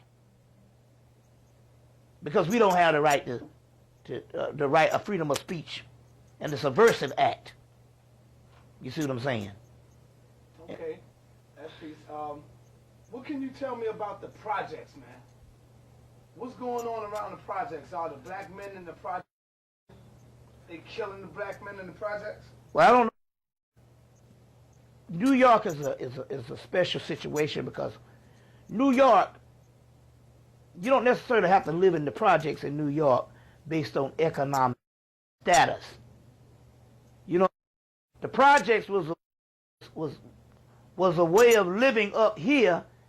You see what I'm saying? In the North, it had nothing to do, or this is the housing of stuff is different than down south. Down south, the people that's in the project, one economic class. You see what I'm saying? Well, up here, you got school teachers living in the project. You know, it's a different system. So therefore, you didn't get the same destruction that went on around the country. Now, dealing with this, I did a 6-year study on this thing based on the projects and them taking the people. Well, look at this. Dealing with this, two things. In Section 8 down in Atlanta, you can't have burglar bars. You can't have anything that you can barricade yourself in your house. And although they come with all that stuff about fire code, it's not that. You can't have burglar bars on any public facilities in the projects. You can't have it, and it has nothing to do with fire hazard. You're property of the United States government. First of all, we all are, but they are especially property of the United States government if they are into the system of welfare. You see what I'm saying? Because they are the ones that are the experiments for major colleges and universities. Every college, major college and university, like Yale, Harvard, Princeton, UCLA, Temple, University of Chicago, Georgia Tech, all have an area near the college of low-income black housing, and those are the guinea pigs for the society for all types of experiments. You see what I'm saying? So they can't have burglar bars or nothing on there, anything that can barricade yourself in against these particular people when they come for their experiments or their projects. Get where I'm coming from here? So all major universities in the country that's doing any kind of major work, they have a black area near them that they use as the guinea pig. The College of Charleston, they busted a ring that went back almost 100 years, and they were taking bodies from the black graveyard and using those as the test bodies for medical students. The Medical College of Charleston. So we've been guinea pigs and subjects for them for years. You got a whole Grady University, and Dr. Jewel Pookrum was doing was at some type of meeting, a conference or something at the hospital, and fucked around and ended up on a floor she wasn't supposed to be on, and the whole floor, it had the thing, the Grady Memorial Research for the Black Man and the Black Woman. It's a research, a whole floor, the secret, where they researched the black man and the black woman. So why you think they call it the projects, man? That's what it is. Because it's a project. There you go. It's a project, an experiment. That's right. It's an experiment, and that is the reason. So the projects, you are the ones that they decreed and allowed to be experiments on. Now, it's interesting here, so much that I even was working on this thing, I even found the fucking railroad track where it went. I did so much research. There's a train line that goes up Northside Drive in Atlanta, Georgia. And it goes to some mill near Coca-Cola in Georgia Tech. There's some construction mill that have all this type of textile, lumber, any kind of construction, this mill. Nobody knows what this mill is. It's also called Howard Mill Road. And all its particular facilities. And in that place is where those trains end up. That they put black people on those trains. Now, when you say underground, are you literally talking about underground? Yes, literally underground. We know the railroad. No, I'm not talking about the underground railroad as far as secret. No, literally underground. Okay. But those trains, they surface up on the ground and they go to this particular mill. And there's one section on Northside Drive for the black people in one section of town, and the other part is a train line that goes through town that it ends up on the other side of town where the King Center, and there's a whole bunch of black people in Capitol Homes and Carver Homes is in that particular area. There's a whole nother train line that's almost like an X, and they actually ship black people from all, ship black people in those particular train lines. And See, when you talk like this, man, to the average person, they say, yo, man, what is Bobby talking about, man? Right. I'm not going for that, man. What do you say to people like that, man? Well, they say you can't convince a skeptic. It's not for the people that's blind. It's for people, first of all, you got to be conscious, and first of all, you have to know a little bit about history to understand that this stuff has been going on all our lives. So it's not, are they going to do it? It's, they already did the shit. That's right, it's being done. And it's being done. They've been doing it. You see what I'm saying? So that's the difference. So this stuff is not for those particular people who are historically illiterate. When a person is historically illiterate, their minds are not even on the level to contemplate the most simplest of things. They become dangerous to the conscious. It's right. Because they will kill the conscious. And the only thing that they can register is what mass media gives them. And what the powers that be has sanctioned for them to believe as truth.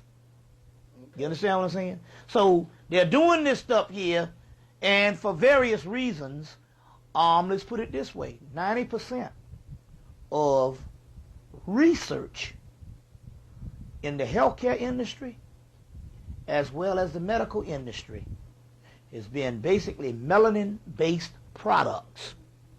So there you have it. From Viagra to all types of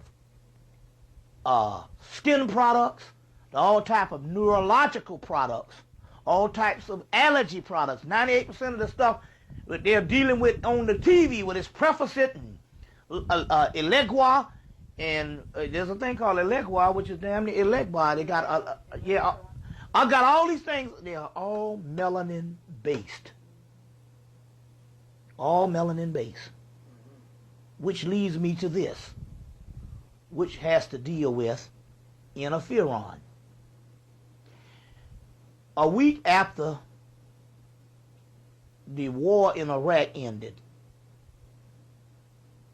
they came out with a cure to SARS, which was this so-called disease that broke out.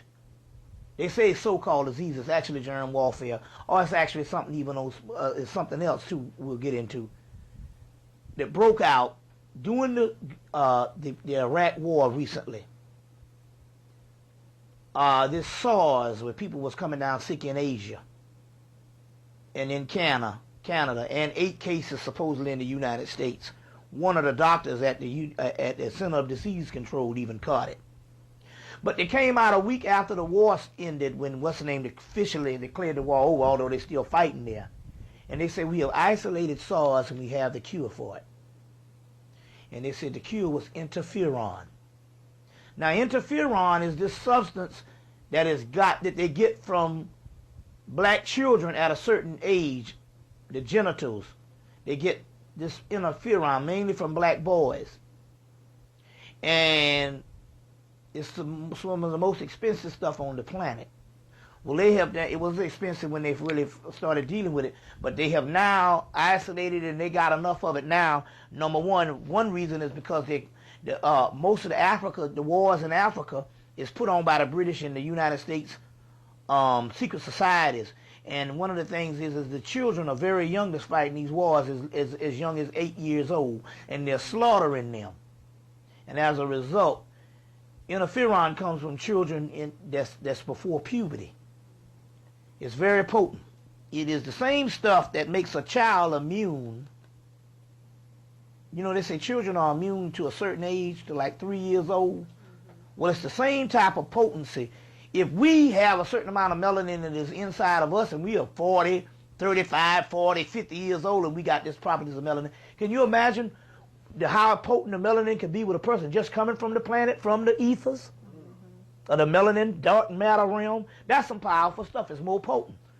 Look at our stuff with all the toxins and shit we got, and shit and saturations over the years of hard living. What you think about a newborn baby?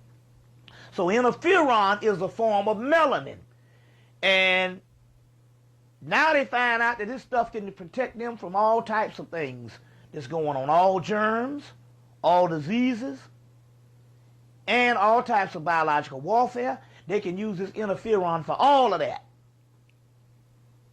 as well as they're saying curing SARS and stuff. And when you go on the internet and check it out, they saying that it's the cure for muscular sclerosis. And we're talking about something that attacks the central nervous system, so it's got to be something that's very powerful that kills that from muscular sclerosis.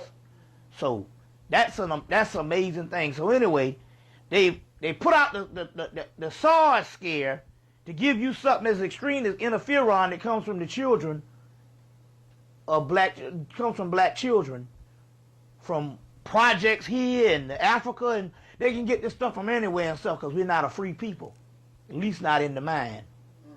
And so they can get this particular interferon and stuff, which leads us to the next aspect of melanin that they're taking. Is a substance produced by the pituitary gland called growth hormone. Now, growth hormone is this chemical, which is a form of melanin, that is produced by the pituitary gland. The pineal gland secretes melanin, but the pituitary gland is what regulates melanin throughout the body. But the pituitary gland also produces these certain growth hormones because it is the regulator of these melanin substances throughout the body. See, melanin has several substances if you study alchemy. There's only isolated few. They've isolated several aspects of melanin in regular medicine, but in alchemy, which is the basis of melanin, there's tons of different types of melanin and these substances, literally hundreds of them.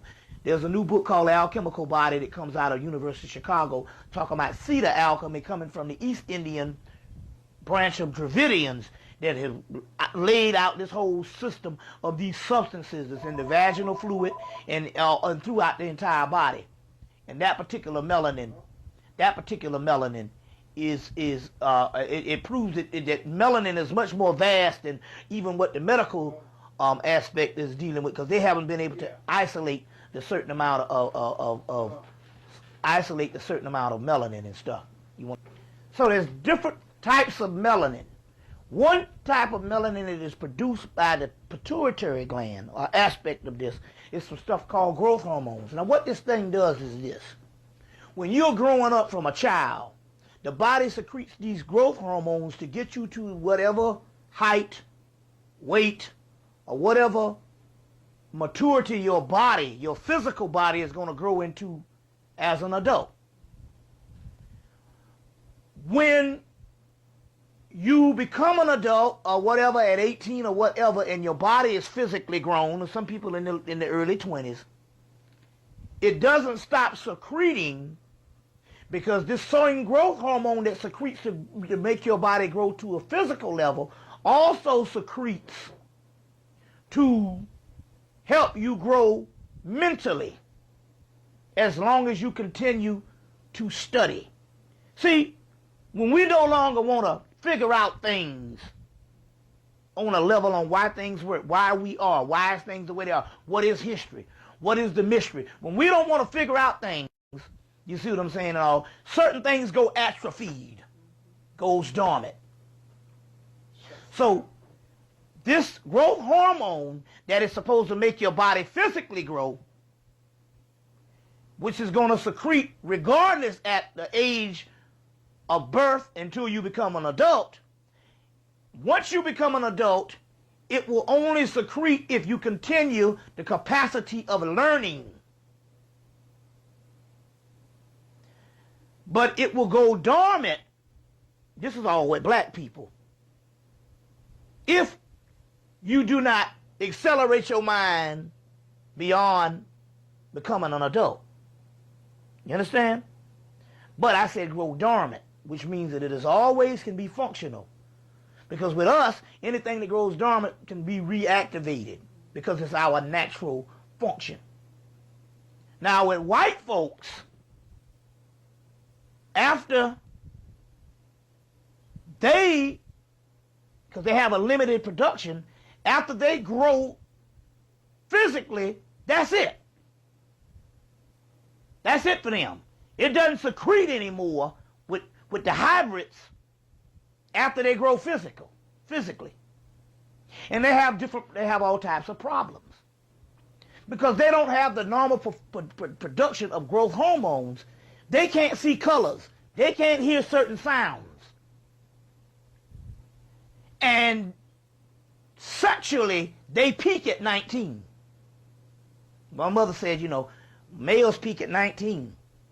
I said, this is crazy, because we know, hell, a sister don't peak until she goddamn in her fucking 40s. So that's kind of shit. She got 20 years on us. Or more, because someone don't peak till they get the damn change of life going near 50. So I said, this is some bullshit. But then again, science is made, European medicine and biological research is made for white folks, not black folks. That's right. So the white man peaks at 19 because of the growth hormone stops. See what I'm saying? So he's no good after fucking goddamn 25. But not the black man.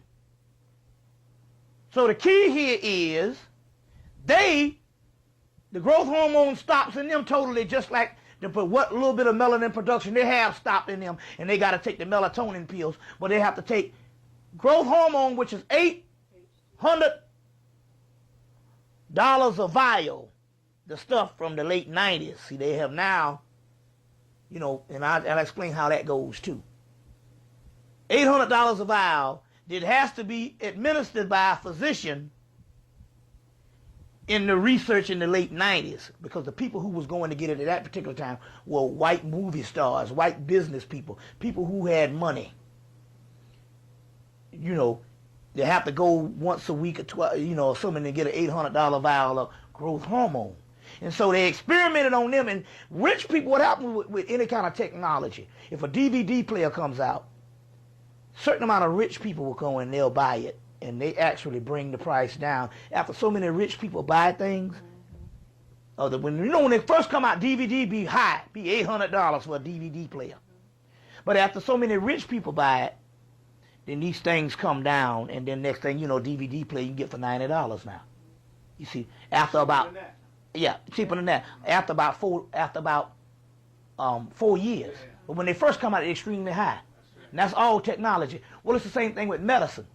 So this growth hormone, when they started dealing with this particular stuff, especially in the mid to late 90s, it was extremely high.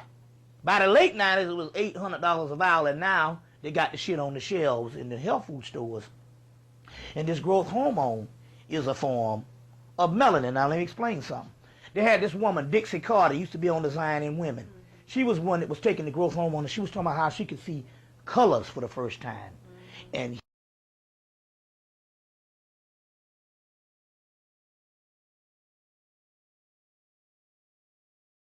hear certain sounds, stuff that she's never was able to hear all her life because they are mutation or a hybrid. You see what I'm saying? So it was talking about this on certain specials and stuff like that. Now, it is imperative that black people, what happened is, black people still secrete this growth hormone, and it starts to shut down when they start going near 40, if they are not in a continuing cycle of learning. That's why it's key for black people, as they get older, they should, the more they should study.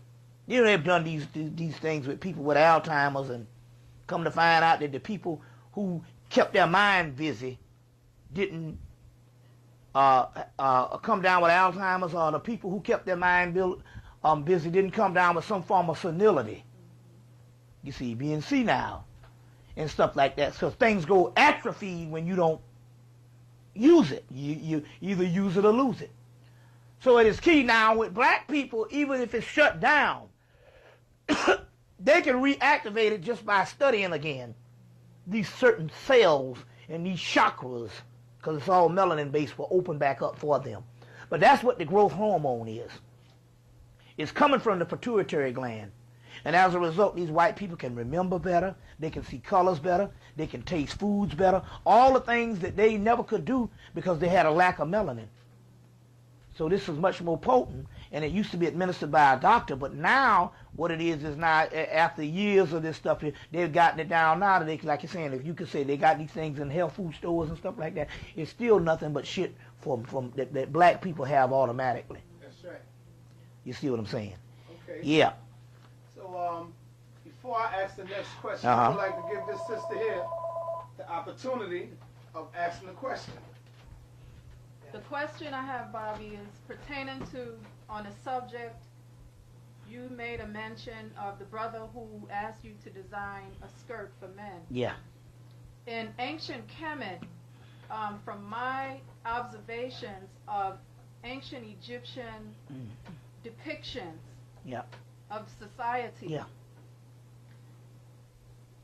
remembering that we have evolved into a patriotic society, when we go into ancient Kemet and I see these depictions of society, the men wear skirts. Yes. And the women wear leggings. Yes. Right. They're like leggings. Yes. How did that get, we all know that it got twisted. Everything is upside down and turned around by the oppressors. Now, yes, most ancient civilizations, the Romans wore skirts, the Greeks wore skirts in some things, and the Egyptians did wear skirts. As a matter of fact, the kilt, which you have in Ireland, is introduced into Europe by the Moors. You see what I'm saying? In Scotland, all that was colonized by the Moors, and so it was introduced into Europe by the Moors. So we do have ancient cultures wearing skirts, and which was not really be a bad idea even in the modern sense. But I happen to know that this particular guy was trying to deal with that metrosexual thing. But the pants or the leggings, especially the pants, is a European concept for one reason, because most of the pants we used to see, we didn't see full cut pants. Most of the pants of the European, the origin, or some of the first people to wear pants, they were very tight. And they became very tight because of trying to enhance the penis. So they wear pants in that particular aspect and all. And so there's a particular style like that, as well as it's interesting because some of the original Britons used to wear the leggings. So it's just a matter of the Europeans, whatever way they somehow reason this stuff got crossed up in what's called it. But even I will say this about, so yes, the Egyptians did wear skirts, or the Canaanites did wear skirts. I will say this about the Africans, other than the 1930s, which in the 1930s brought about with the European with the full cut baggy pants. That was the first time he wore real big baggy trousers. And then the Africans, usually even now, the trousers are very baggy. And are very baggy. And especially, and it makes common sense for a man to wear a skirt, because the simple fact, for one reason. Not in the homosexual thing, I'm just talking about the Egyptian Camite thing. And that is for this particular reason. We know now that the prostate cancer is coming from brief underwear. And not only that, the white boy goes as far as to put pork in the brief underwear, especially in Fruit of the Looms and stuff, to really fuck up the black man. We know that and stuff. My brother had done a research on it. We was on the radio about how they put the pork in the underwear. But the brief underwear actually is what causes prostate cancer. If you look at most fruits, nuts and stuff, and grapes and stuff, it hangs from the vine in nature. Exactly. Well, that's it hangs from the vine in nature. Well, our genitals will also supposed to hang. Supposed to be free. Supposed to be free, as well as a lot of sisters now, over the past so many years, been coming around with different types of yeast infections and stuff, and a lot of infections and all, because in actuality, she don't supposed to be wearing underwear. And we know that she don't supposed to be wearing bras, because we know that the bras with the breast cancer and the what is it, the lymph nodes don't have a chance to clean out with the bras and stuff, because it's all jammed all up. So we do know that type of thing. So we can say that was all changed around based on European society is backwards. But most of the time when we get fashion that's based on the European society, it's always based on something that's sexual and a sexual inadequacy. So the Europeans, if you notice Napoleon, they had on the very tight pants, which is some of the first ones we get. But their waistcoats were cut up. Although they had the back would have the ducktails, the other part would be cut up and stuff, and that would expose the genital area. And the tight pants would somewhat give them a penis impression. So a lot of this stuff is based on his particular pathology, on why the whole pants thing comes out and stuff like that also. But I will say this particular part, most of the fashion that was given to the West was given to them by the Moors in Spain. Was given to the Moors in Spain. Yeah. Yeah. Okay, you want to cut that? Okay, we going on. We got to keep taking the pause because, you know, but everything is going smoothly. The question I have for you today is the NBA basketball players. We have Tim Duncan, Charles Barkley, damn near all of these basketball players going out getting these white hoes, man. They are in the wrong womb. They get in the wrong womb, brother. Right. So what's up with Kobe Bryant now? We know that this right here, we know that these motherfuckers set this motherfucker up. Yeah. They say he's a dumb motherfucker. Yeah. Let's send this little white 19-year-old Babylonian hoe up there, and Kobe Bryant is going to fall for it. It's interesting because they got this on Rolling Out magazine. Rolling Out. Which is put, yeah, he's rolling out of the NBA. Yeah, right. Which is put together by a guy that I went to college with named Munson Steve. But what you got him with, though? But, you know, here's one they talk about, and it says, celebrity traps, old trick still works. You see. Old trick still works. You know what I'm saying? And they got Kobe Bryant, they got R. Kelly, they got Michael Jackson, they got, what's your boy? Mike Tyson. Who is the brother? You know this brother here? I can't think of who this brother is in there. In the. Oh, that look like. Nah, that ain't Mace, man. Nah. Well, they'll say it in the article, but I just. Yeah. they'll say it in the article and stuff. But anyway, they'll say it in the article who it is. But the key here is it's the same old story. Let me give you the esoteric part on why they do things in cycles.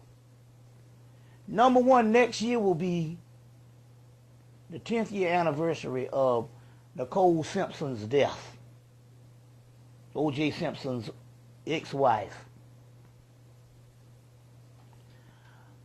But 10 years ago, the basketball world, and because there's always a cycle when they do things.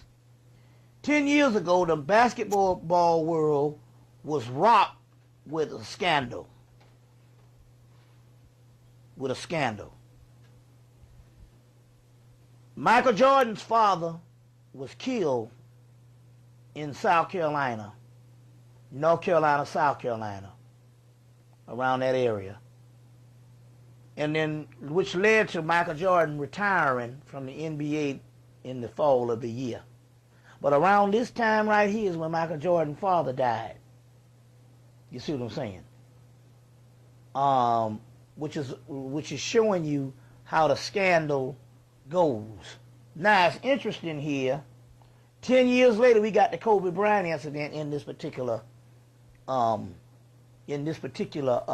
aspect that's going on, and it'll be one more year before the greatest sensational trial in American history of the O.J. Simpson thing.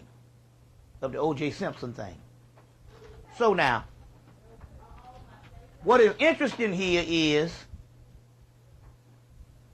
we never learn.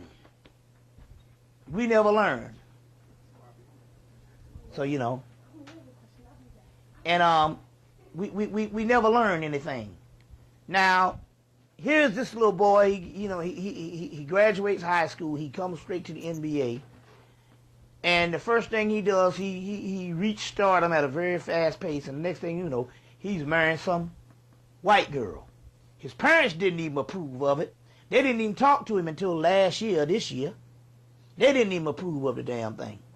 As far as I'm concerned, I'm kind of glad it happened, because I'm sick of the black person not taking responsibility. We figure we can just marry any white person anytime we feel like it. And at this particular time, you can't tell no black people that you should be staying with your own people.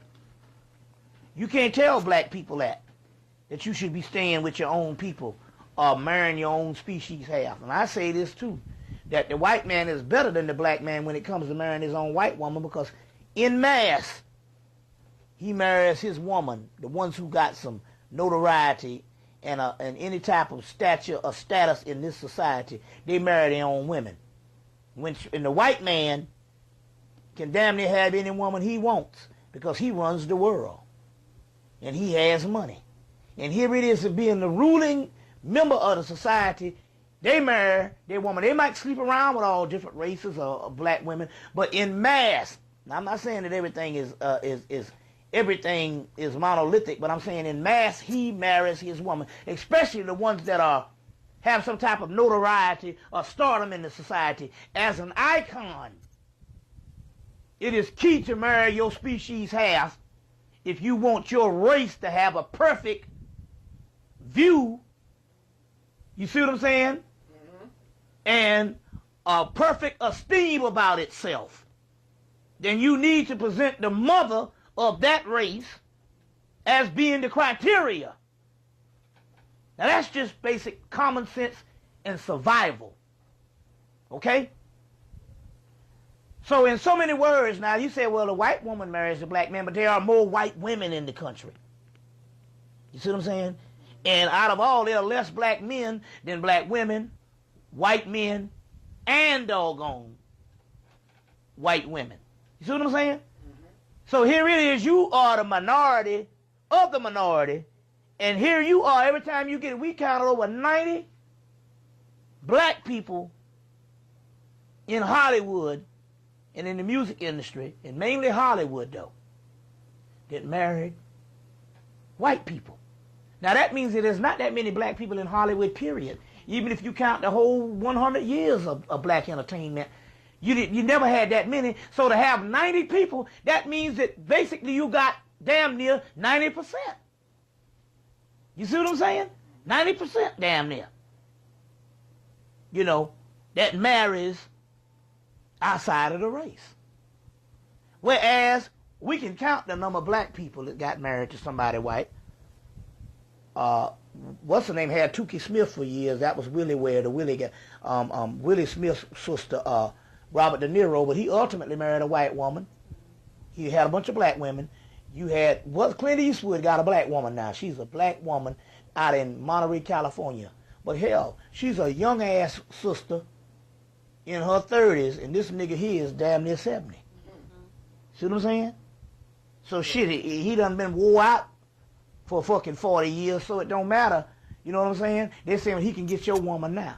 The point I'm trying to make here is, with every elite black person is damn near married to white people. So when we hear this whole thing about it don't matter, y'all don't know why you saying this here, people don't get into color, ask this question: why the elite white people are not marrying the black woman and outside of the race? You see what I'm saying? So this nigga here, obviously, white women, Kobe Bryant we talking about, white women is his choice. That's his preference. And I say to the sisters out there that be wearing Kobe Bryant's number, you know, the basketball jersey, now they got a skirt out, a fitted skirt. You saw that? With the basketball NBA names players on it. So the sisters walked by and I said, I don't know why you got that on. He don't like He don't like it. He showed you he don't want no black woman. Black woman, because not only that, he's cheating on his woman with another white woman. That's right. And you got to understand what's really going on. Now let me show you. Now I tell you, everything go in a cycle. We 1 year away from the greatest sensation in American history when it come to that interracial couple shit, was the O.J. Simpson incident. Nicole died in 1994. We 1 year away. Now they showed the mugshot of O.J. Simpson on Time magazine, a dark, gloomy mugshot. They repeated it because Sports Illustrated this week got a mugshot of Kobe Bryant. Looking like a fucking monkey, don't That's right. Yeah. 10-year anniversary. 10-year anniversary. See, they going into this thing again to get the sensation going on. Mind you me, now they still, here goes again. They charged him during the summer solstice and near the Sirius rising, the African New Year. Number 2. Now let me show you something else too. Now, Entertainment Tonight, which is America's #1 entertainment show, because it's the oldest now, and it's, you know, as far as that type of format. Entertainment Tonight, when they wanted to get a correspondent, because most of this stuff is white, they never even had Kobe Bryant even on the damn show, but all of a sudden now they got him on there because it's negative. Whenever they wanted to have a correspondent to deal with this Kobe Bryant case, guess who they go to get? Marsha Clark, the same person who was the prosecution against O.J. We ain't seen this cracker since she lost the fucking case. Now she reactivated up there with the Kobe Bryant thing. So what are they insinuating? To go get Marsha Clark. Nothing is done by accident. They're not getting Marsha Clark and reactivating this rheumatism ass bitch ass up because she's just the best person for the case. Hell, they could have got anybody to report on it. It's a ritual. They're getting Marsha Clark because they're trying to tell you this is the same shit that's going down that went down with O.J. Simpson. And she said, well, because she's kind of being kind of conservative because she got her ass whipped. You see what I'm saying? 9 years ago. She's being kind of conservative. So she said, well, they might not get him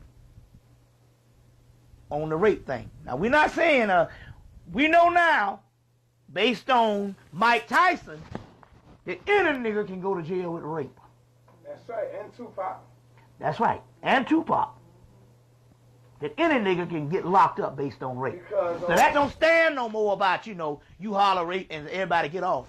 They sent a nigga ass to jail. Because they know that the black man is guilty before proven guilty. And not only that, in their mind, this is what I'm saying. And not only, if these two niggas can go to jail with raping black women, oh yeah, and this shit was false, what you think about a white woman? And especially a 19-year-old, so-called milky white, one of they goddesses. In a state that is 4%, in a state that has only one town that's 4% black, and that's Denver.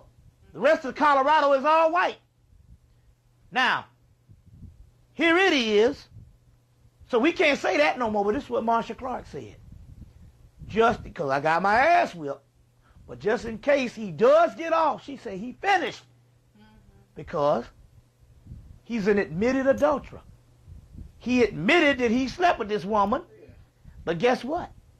He's finished in this thing. Because of the contract or the clause of all his endorsements, he just threw away $100 million in endorsements that's gone.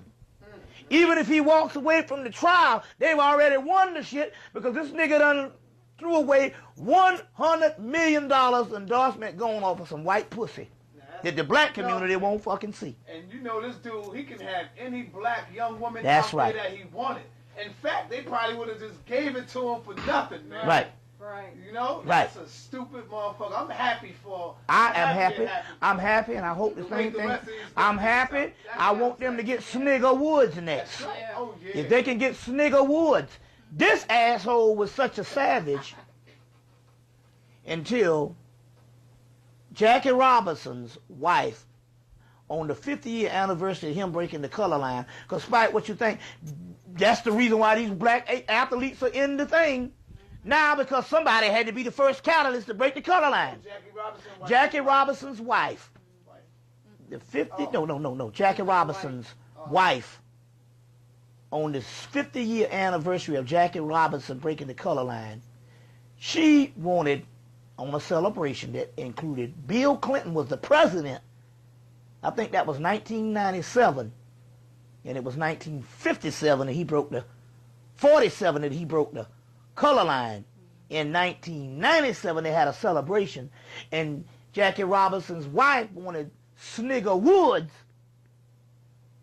to come to the celebration, and Bill Clinton called Snigger Woods' ass to come to the celebration, and he declined Jackie Robinson's wife, and he don't understand the only reason why, especially with him being in golf, which was one of the last to integrate, that's a homecoming and was very important. This man that don't want to be black so bad, didn't even want to be associated with history, declined to come to the celebration at Yankee Stadium that had President Clinton, who called this motherfucker for whatever it's worth, to be there. He declined the shit, and Jackie Robinson might later on gonna apologize. A fucking nigger got his white woman. I'm waiting for that motherfucker. You see what I'm saying? All these Negroes and stuff like that, I don't give a shit. Black woman is goddamn in crisis when it comes to fucking the black man and when it comes to matters of love. Because the number one shit on this planet when it comes to a black woman is the matters of love. Now check this out. As I'm out there on 125th Street, and I speak to my sisters every day, I tell them how beautiful you are, carrying the fruit of life in your womb. You know I don't want to. I mean, you're beautiful. They look at me with so much evil in their eyes, man. Why do the black woman hate the black man? Could it be because she don't really see the black man no more? I mean, like a physical man, she don't see us as a black man anymore. Yeah, that's true too. Whereas we won't go as far as we will protect them. Right. By any means necessary, like the white man will do his woman. Yeah. We don't look at our woman as sacred to us anymore. Right, exactly. So that's what I'm looking at. Well, Malcolm said she's the most Malcolm said she's the most unprotected woman on the planet. That's right. You see what I'm saying like that? She's the most unprotected woman on the planet. But my point here is I know how I feel sometimes when I see a beautiful black woman walking with a white man. All right. So can you imagine how a sister got to put up with this shit when it's run of the mill now when it comes to the sisters? You know what I'm saying? But on the other hand, as far as the protection, it's got a lot to do with a lot of things, and our slate is not clean. Our slate is also not clean. Also, in the particular aspect of us being an absentee landlord with shit. You know what I'm saying? Where shit is run of the mill. You know. It's just amazing. I mean, it's a combination of things, you see what I'm saying, as well as the image. But then again, on the other hand, it's not like we are angels with shit. You know what I'm saying? You got to work towards a utopian plateau. You know? So, damn, this, you know, the same bug bit her, bit us too. And the bug bit us, bit her too. But it's still got to be a utopian plateau. But I can come to the defense. Because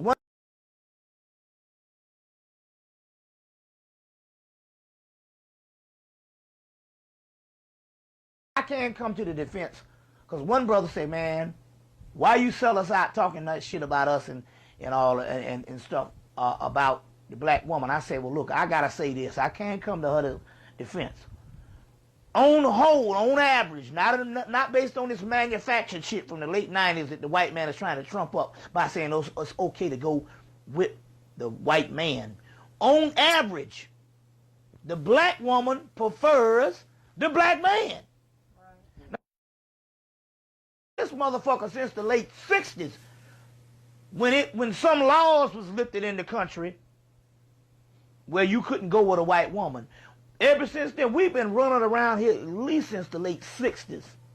In the early 70s, the black man been running after this goddamn white woman. It was, even when it was taboo. But I'm telling you what I know for one reason. I travel the country, and I'm telling you, every place I go, it's an epidemic with brothers with these fucking white women. And I do know for a fact, these women, if they can get one, they prefer the black man. Better yet, they prefer a fucking dark-skinned motherfucker. You see what I'm saying? So, and as a black woman, I have to speak for the black woman because I am. That was 10 years ago, and so when I did come to speak in the fall of, in the winter of 1994, I had a packed house for the people in Brooklyn for the people who had remembered me in Harlem. So it's dynamite. Yep, we still on? Yeah, we still on. You know, so it's always great to be back at the War Bunker. You're doing a great job, and there's always some spirit up in here and stuff. So much today that I was getting a headache. That's how much the spirits was coming and stuff. And I know this got something to do with all of this, because every time we came in here, we never had a bad tape. That's right. We did the hip-hop thing, we did the one on the lynching, and now this one, and it's great. You know what I'm saying? And it's great. And some people, a lot of time, I do the metaphysical thing, but sometimes they need to hear the other side and stuff also, too. You know, you know, sometimes you have to come out of the stars to see what reality is also talking about. Right. So with that, Yep. we out. All right. Peace out.